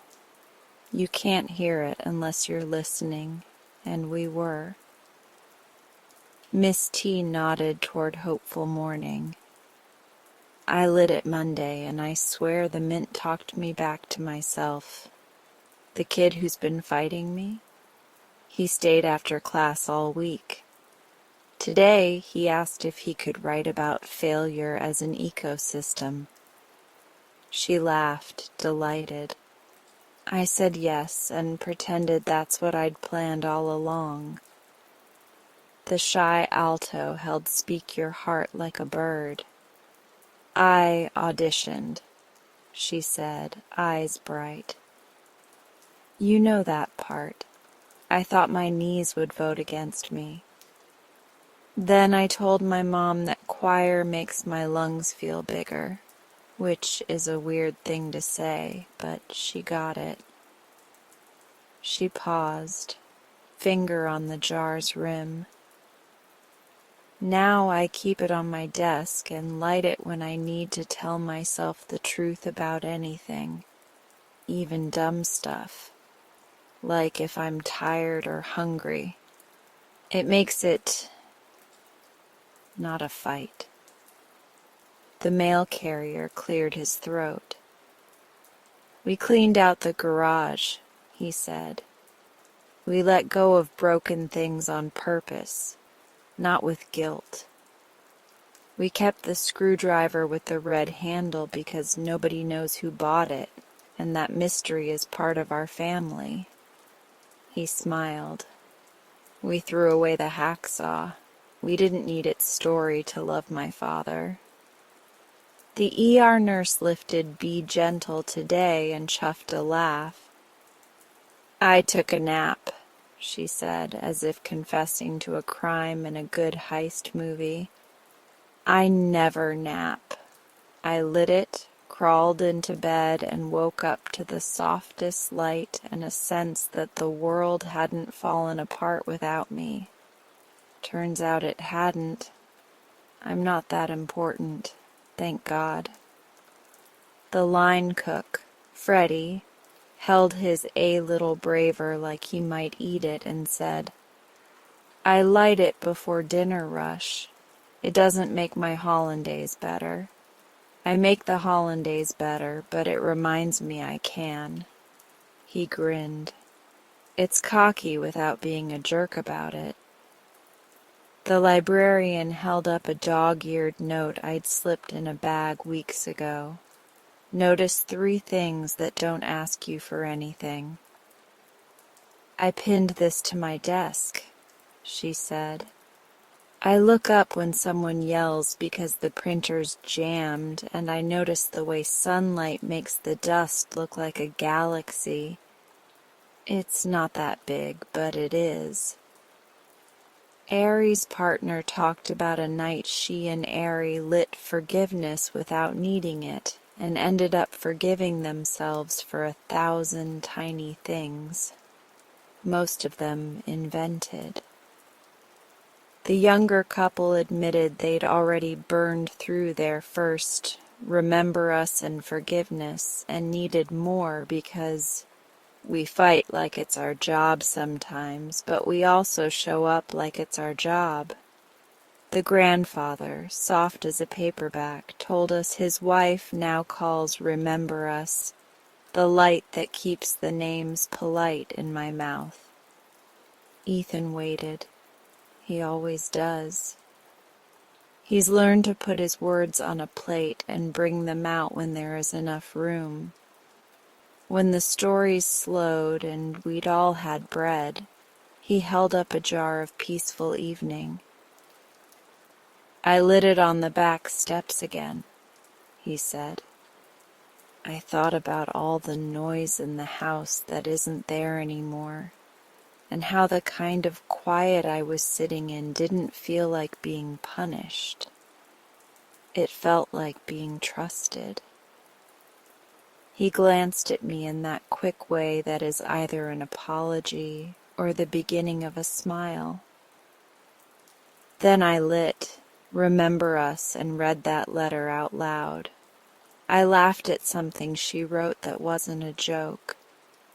I put the letter back in the boot where I found it. Some things want to be found more than once.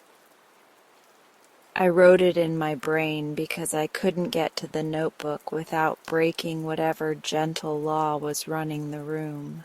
We didn't just talk about candles. The shy alto's mother told a story about teaching her daughter to make rice without crying. Miss T confessed to stealing an extra minute of silence before the bell rings and considering it a ritual instead of a failure. Lark told a story about a customer who asked for flowers that smelled like forgiveness, and how she handed them a spray of blossoms with no smell at all. Sometimes the right thing is the quiet thing, she said. The ER nurse shared a hack for keeping plants alive when you work nights. The librarian taught us to fix a broken spine with Japanese tissue paper if you're careful and not precious. We learned each other in the easy way that happens when nobody is performing goodness and everybody is practicing it. The candles glowed. The shop warmed. Conversations found corners to lean in. Someone hummed and the shy alto joined without thinking, and the little harmony the two of them made felt like the first time you find a light switch in a room you've been moving through by memory. At some point in the second cup of tea, I realized I'd been standing in the doorway, literally between the front room and the back, one hand on the wood as if steadying the room. "Open your door," the label on the counter said. So I did. Inside, whatever door in me had been stuck eased open a fraction more. I didn't make a speech at the end either. I sliced more bread. I refilled kettles. I put another log of shortbread within reach, and the room said, "Thank you," with its hands. People drifted to the shelves and touched the jars that had been with them like they were shaking hands with a friend. A few bought another to take with them. A few didn't. It didn't seem to matter, not in the way I thought it might.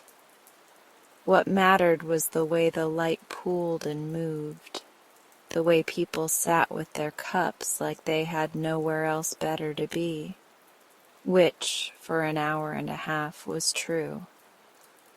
When the evening loosened and people began to leave, the older woman with the wool cap husband tucked her arm in mine. "You did a brave thing," she said. "You invited the world to be kind to you." I didn't know what to do with that sentence, so I put it in my pocket for later. Miss T squeezed my hand and said, "We're doing enough." And I realized she was saying it to both of us. The librarian stamped the back of my invitation card as if to make it official. The ER nurse hugged me like a person who had learned how not to tremble. The line cook knuckled his cap and said, "You made a kitchen out of a shop," which might be the most generous thing anyone's ever said to me. Lark kissed my cheek. "Good," she said. "You are a person in your own story." Ethan stayed to stack chairs with me and wash mugs, because he has decided he's the kind of person who stays until the room looks like itself again. The shop, if it could talk, would have asked him for a copy of his resume. When the door clicked closed after the last goodbye and the bell made its small sigh, I stood in the room that had been full and was now just full of what had happened. The candles still burned. The lemon balm stems leaned a little, like they were tired from listening. The air felt like everything had been rearranged 1 inch in the good direction. I blew out the jars, one by one, in a small ceremony that felt more like gratitude than ending. Peaceful evening, forgiveness, remember us, hopeful morning, be gentle today, clarity, open your door last. The smoke wrote brief, invisible sentences I didn't try to read. The counter looked like an altar after a holiday. Crumbs, wax flecks, the glint of a forgotten spoon. I didn't clean it. Not yet. I wanted to see the aftermath and call it beautiful.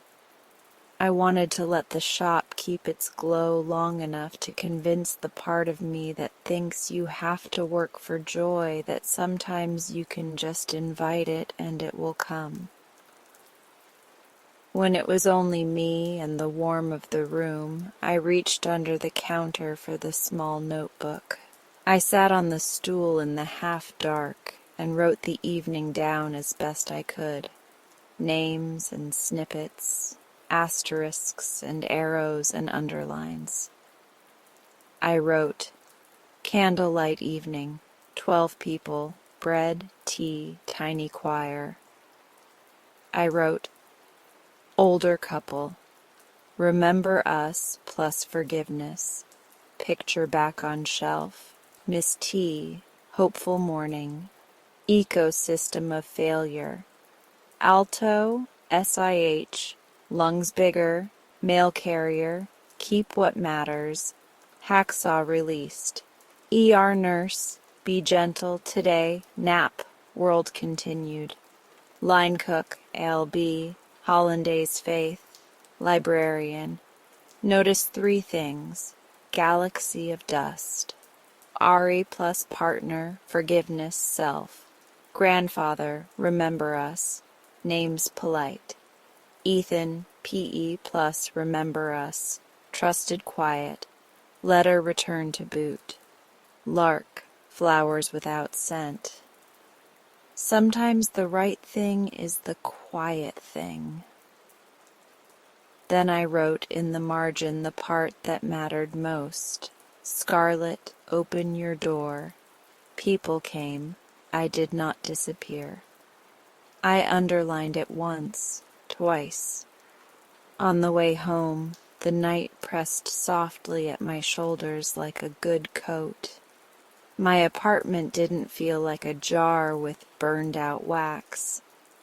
It felt like a place I could walk into without bracing. I put the evening's last heel of bread on a plate, an actual plate, and ate it standing at the counter, smiling at nothing, which is to say, everything. I lit my own jar of Open Your Door. The room shifted, not because the candle was magic, but because I had asked it to be a companion to a decision I'd already made.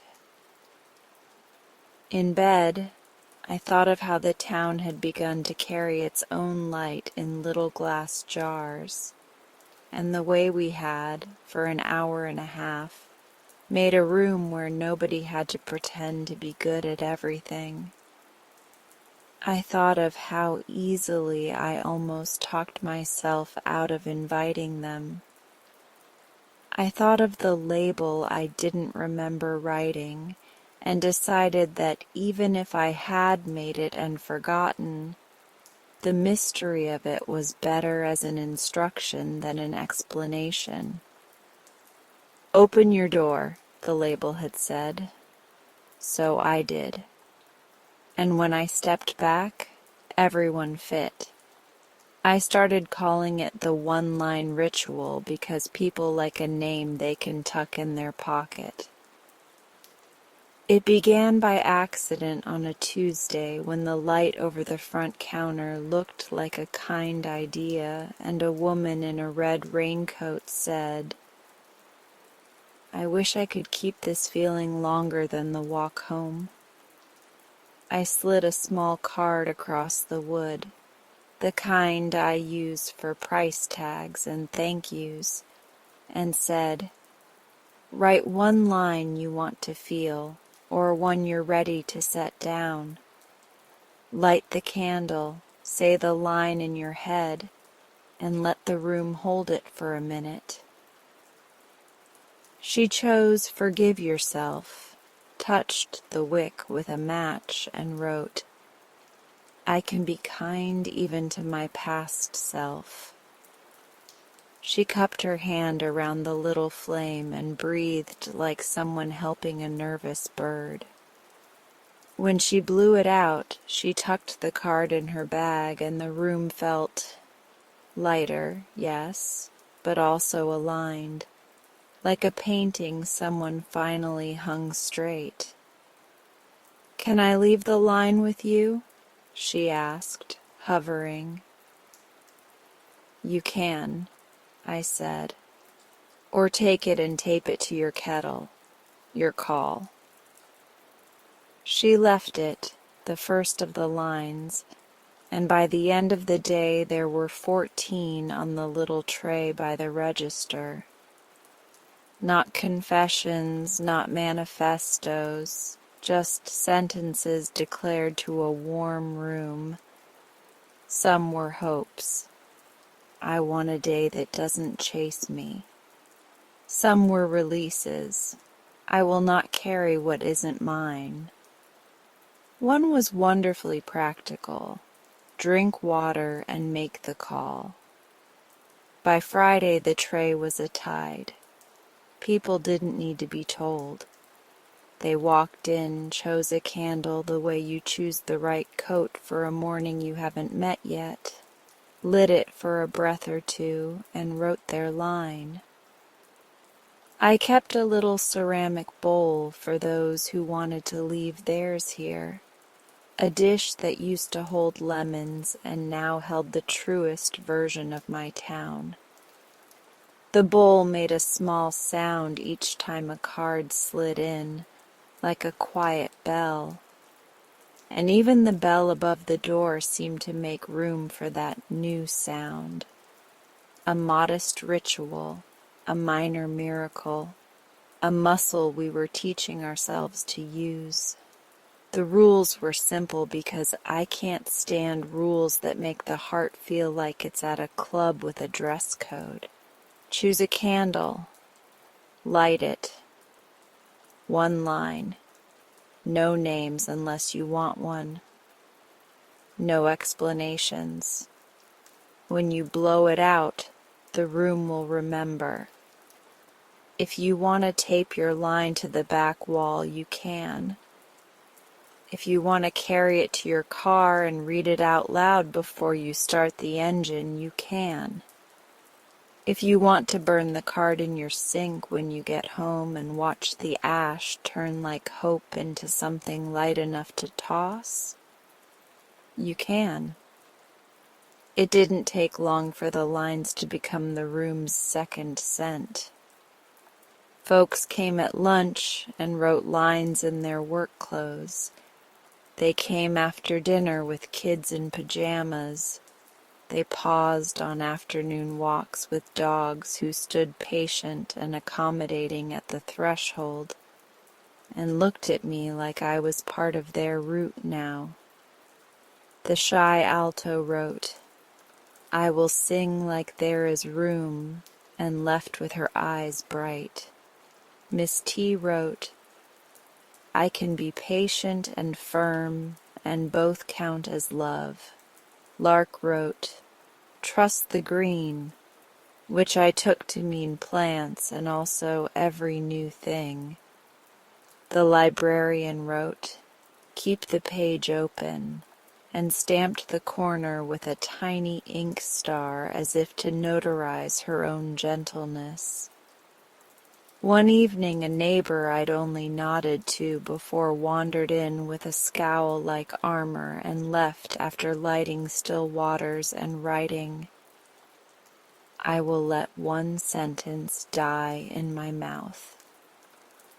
We didn't speak, but the way he folded his card before placing it in the bowl felt like an apology that didn't need a witness. The mail carrier made it a habit.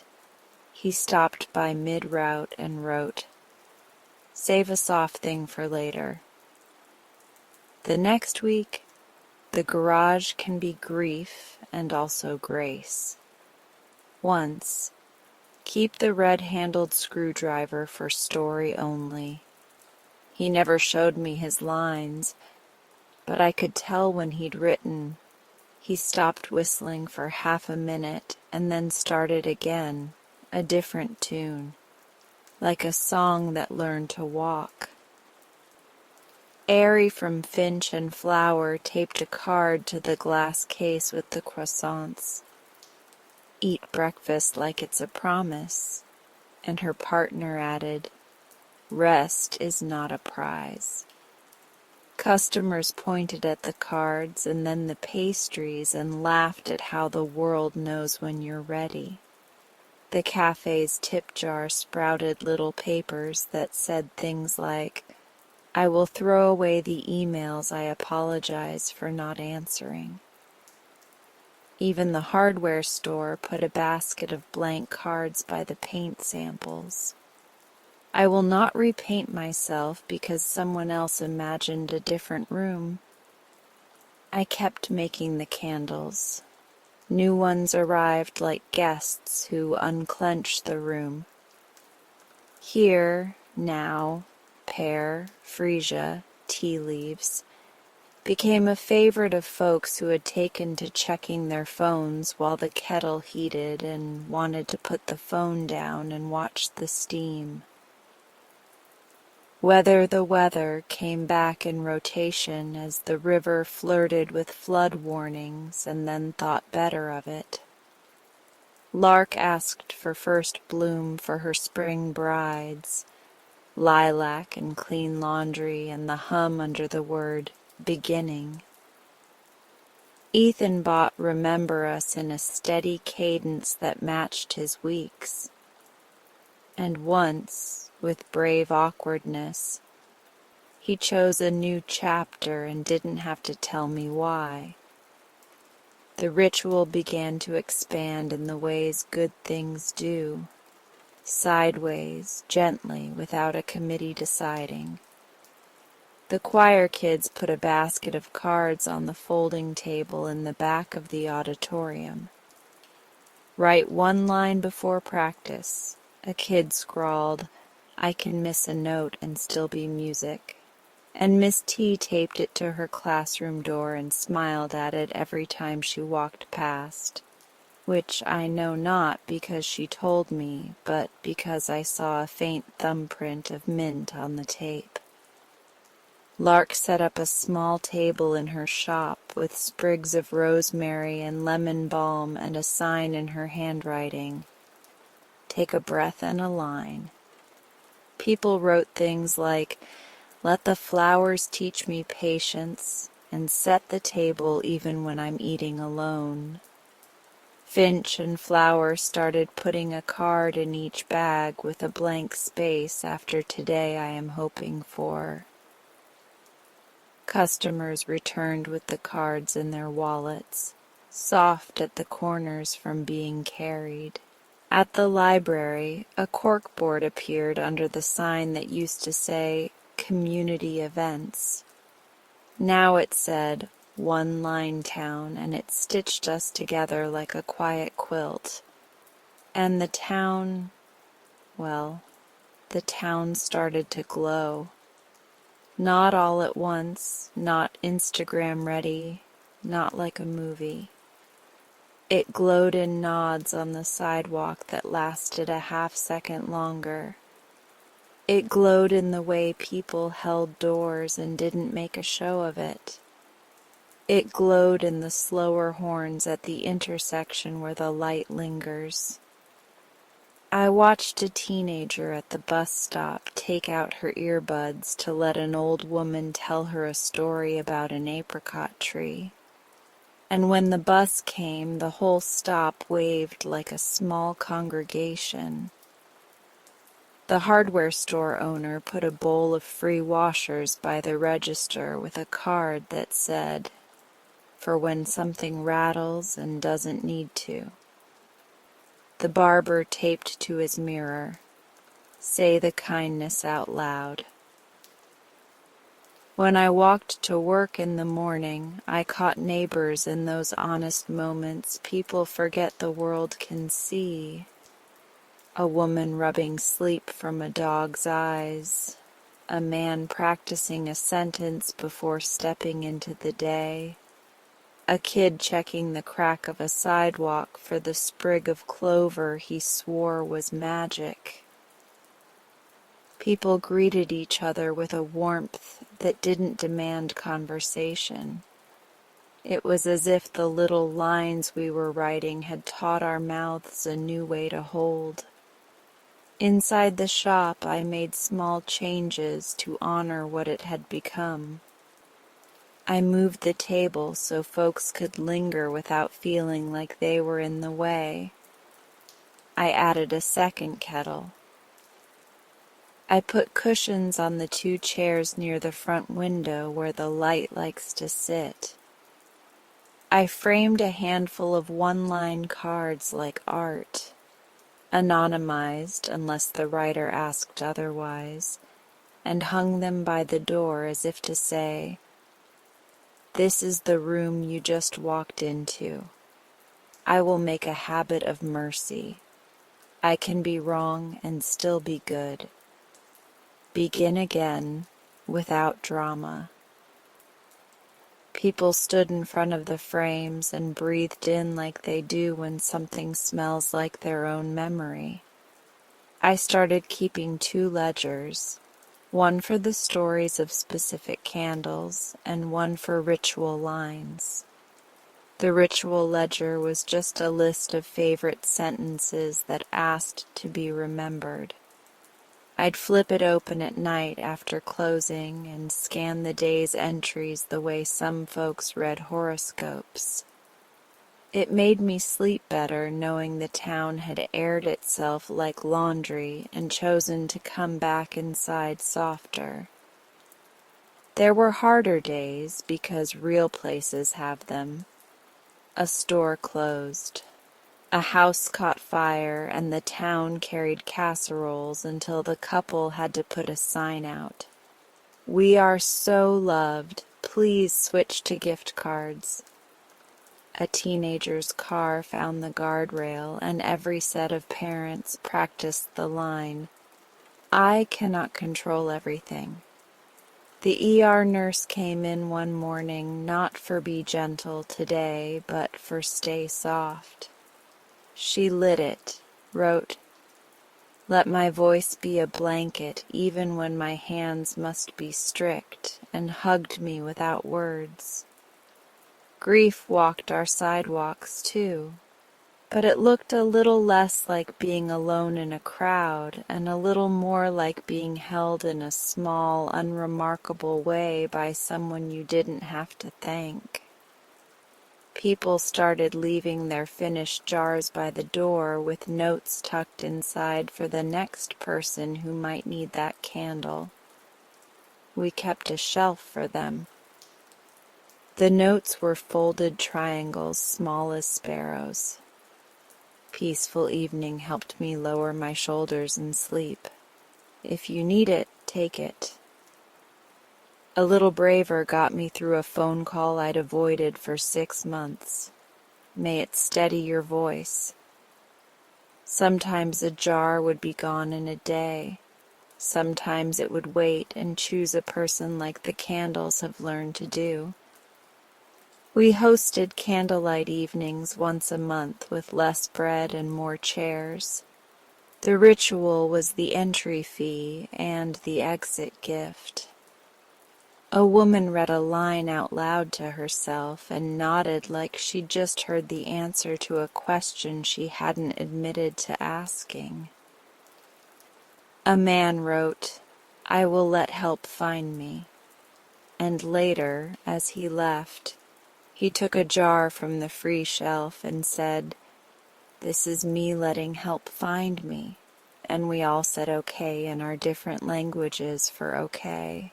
Ethan started arriving early on Saturdays to lift crates of glass jars and reroute my tendency to do everything myself. We named the new candles together sometimes, passing phrases back and forth like salt. When I poured a batch of "stay for a while," vanilla, cedar, and the warm part of orange, he told me about the neighbor who still knocks on his door and says, "I'll sit in your kitchen and will not talk," and leaves 20 minutes later looking ironed. He wrote a line one morning, "Trust the small chairs," and I knew he meant the kitchen stools that hold him on the days he feels like a ghost. He pointed at the window one dusk and said, "This is the hour that forgives a lot." And I made a candle the next day called "Golden Hour Forgives." Amber, soft smoke, a hint of citrus rind. One afternoon, a kid about 8 came in with one eye swollen from crying and asked, "Do you have anything that smells like it's okay to be the smallest?" I handed him "Be Gentle Today" and slid the ritual tray across. He wrote, "People will wait," and his dad touched his shoulder like a prayer. I saw them 2 weeks later. The kid was taller in the way that has nothing to do with bones. I should tell you that the town glow wasn't because of me. I was just a person with wax and a window and a willingness to let people speak in one sentence without commentary. But the shop became a sanctuary in the way I'd hoped. Plain, open, not demanding. People came drenched by weather or quiet misfortune and sat until they could hear their own voices. They came to celebrate, too. A woman with paint under her nails came in all splattered joy and wrote, "I get to do this." A nurse lit a little braver after acing a certification exam and wrote, "I am not pretending." On Sunday afternoons, 2 teenagers did homework at the counter and occasionally looked up for no reason and smiled like they'd learned that no reason could be enough. There was a day, maybe there's always a day, when I recognized that the ritual had built something I hadn't known I was missing. A chorus. Not always in tune, but warm. It showed up on a page of the ledger when I flipped back and saw 6 months of sentences like a time lapse of our town setting down old weights and picking up small workable truths. It showed up in the way I unlocked the door in the morning and felt exactly like myself stepping into a life that matched. It showed up in the moment I looked at the row of candles and knew what was missing. The one I'd avoided because it felt like a promise I wasn't sure I could keep. Home. I'd written the word in my idea notebook a dozen times and circled it and then scratched it out as too big, too obvious, too sentimental, too something.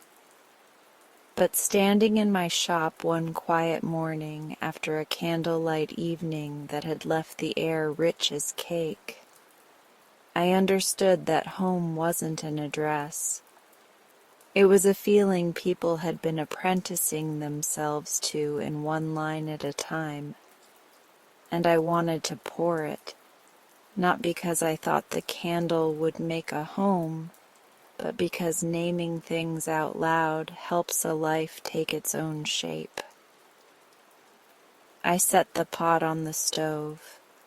I paced the shelf of oils like a person choosing colors for a room.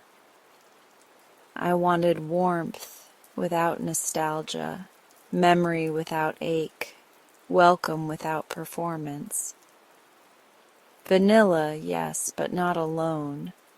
Vanilla that behaves like a well-made table, there when you need it, not shouting.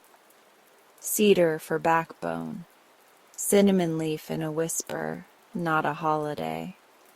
A thread of smoke like the good kind of night.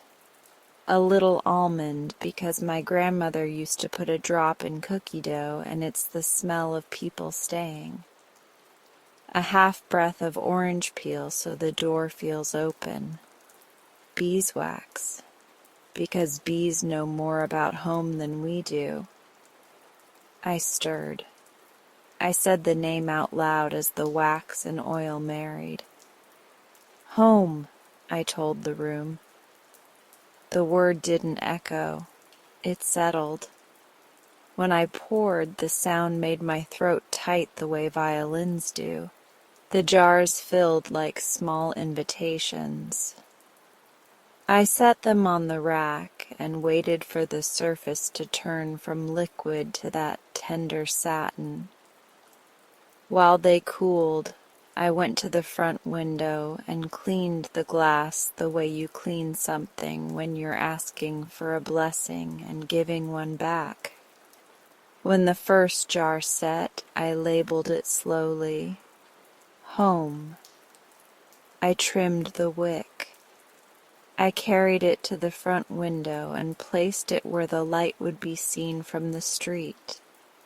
On the little painted shelf that holds 3 succulents and a postcard from a farmer's market in a different town where somebody else is surely writing their own lines. I struck a match, touched it to the wick, and watched the small flame stand up. It threw its patient glow onto the glass and then out onto the sidewalk where so much of this had begun. Strangers walking by, a florist rolling buckets onto the curb, a baker propping the door with a crate, a mail carrier making the day move, a teenager carrying her voice like a new instrument. The flame said hello to absolutely all of it. People noticed. That first day, a woman paused and put a hand to the window like she might feel the warmth through the glass. A kid waved. An old man tipped his hat. Lark came across the street holding a stem and stuck it into the succulents like a flag. "For the housewarming," she said. Miss T slid a card into the bowl that read, "I will treat my classroom like a room with lamps, not spotlights." Ethan stood in the doorway and watched the heat-shaped body of the flame blur the words "home" on the glass and said, "There it is," as if we'd been saving the last piece of a puzzle in our pockets. I kept the ritual. We offered it to anyone who walked in. It was 7 minutes on average, less or more as needed, and it turned strangers into neighbors and neighbors into a town. People started writing lines that contained the word home with a looseness that made the word new. I will make home in my breathing. Home is also a bench. I can be home with people and still get to go. A teenager wrote, "I will stop moving the furniture until I sleep," and taped it to our wall, and in her memory of this place, her hands will remember the feeling of a pen making a promise that turned out to be good. Dusk became a ceremony I didn't have to run. Folks came by to light a candle and write their line after work, and the glow gathered on the shelves like a gentle chorus. Peaceful evening, remember us, a little braver, speak your heart, forgive yourself, hopeful morning, be gentle today, begin where you are, clarity, stay for a while, weather the weather, here now, golden hour forgives, open your door, and now home. Some lit and left, some stayed, some sat on the little chairs. The room grew warm in the way bodies make a room honest, and when the last kettle clicked off and the bell made its goodbye, the shelves looked like constellations that had come down to rest. People ask me sometimes if I think the candles changed the town. I tell them the candles gave us something safe to hold while we did the changing ourselves, that the ritual wasn't magic, but practice. That the small, faithful act of writing one true line and lighting one small flame is the opposite of performance and the presence of prayer. I tell them that we weren't broken, we were busy, and that we decided to spend 7 minutes at a time not being. We kept the free shelf for finished jars, and the messages tucked inside grew soft in the way paper does when it has been held by relief. On Thursdays, the choir kids stop by to hum while they choose more matches. On Sundays, the older couple walks the block and stands hand in front of the window for 10 minutes without speaking. Sometimes I join them on my side of the glass, and we wave without the complication of language. Once I came in at dawn and found a note slipped under the door. I lit home from the street and cried, and it was a good cry, thank you. I didn't know who wrote it. I didn't need to. The ledger is nearly full. The last pages are a braid of story and ritual, lines that led to calls, to naps, to apologies, to gardens planted, to dogs adopted, to friends found, to sleep that finally came. I've stopped underlining everything. The whole thing is underlined just by existing. The town keeps surprising me with its steady mercy. The hardware store added a chalkboard where anyone can write a practical line and a kind one. A man scrawled WD-40 first, and beneath it, listen before fixing. The coffee shop gives discounts to anyone who shows a one-line card and reads it out loud at the counter. The barista says, "Good line," like a mantra. Two teenagers chalked "Begin Again" without drama on the sidewalk outside the high school, and no one scrubbed it away for 2 full rains. Even the river has found its role. It carries our breath out of us and back like a town-sized bellows. I still go home alone some nights. I still stand in the kitchen and eat the end of a loaf or pear slices over the sink because plates are not always necessary. But loneliness feels different, resized by the chorus. It's not an indictment now.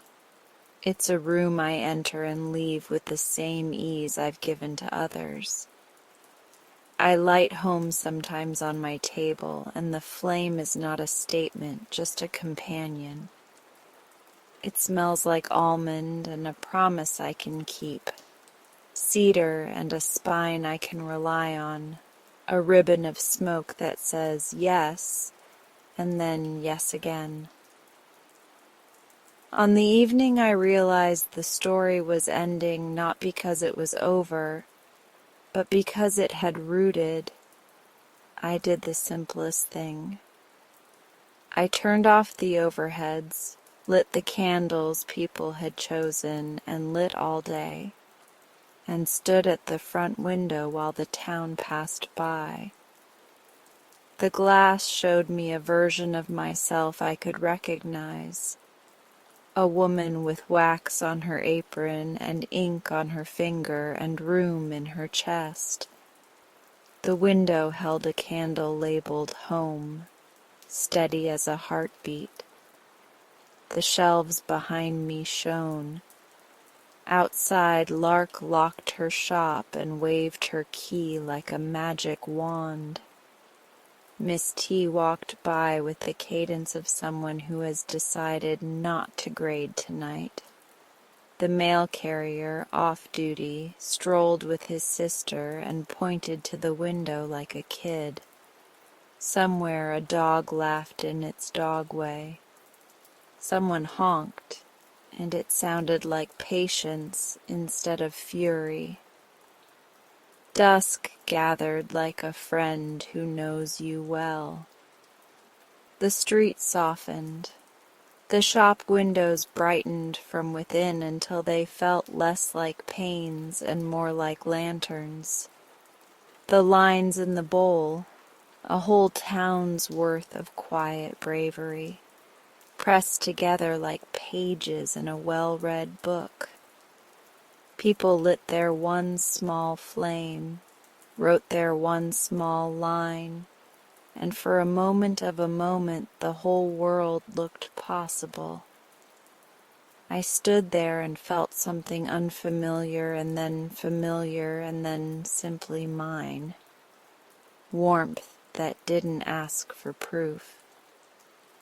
My heart felt like my candles, useful, steady, not a performance. I placed my hand on the glass above the word "home" and let the heat meet my palm. On the sidewalk, 2 children hopped from one square of light to another, inventing a game where the rules were, don't miss, don't hurry, say thank you to the warm. The shop glowed. The town glowed.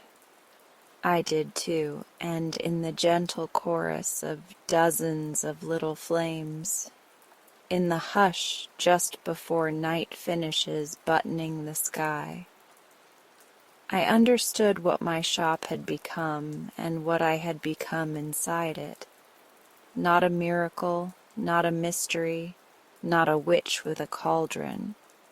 Just a room and a woman willing to open the door again and again to anyone who needed a place to set something down and light one true thing.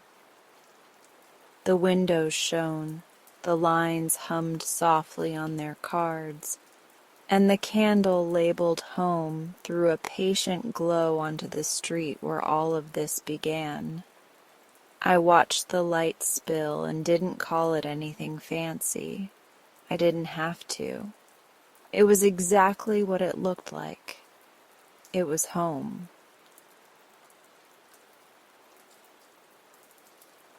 And that ends tonight's meditation. You're welcome to stay for a bit longer if you like. Have a beautiful night until next time.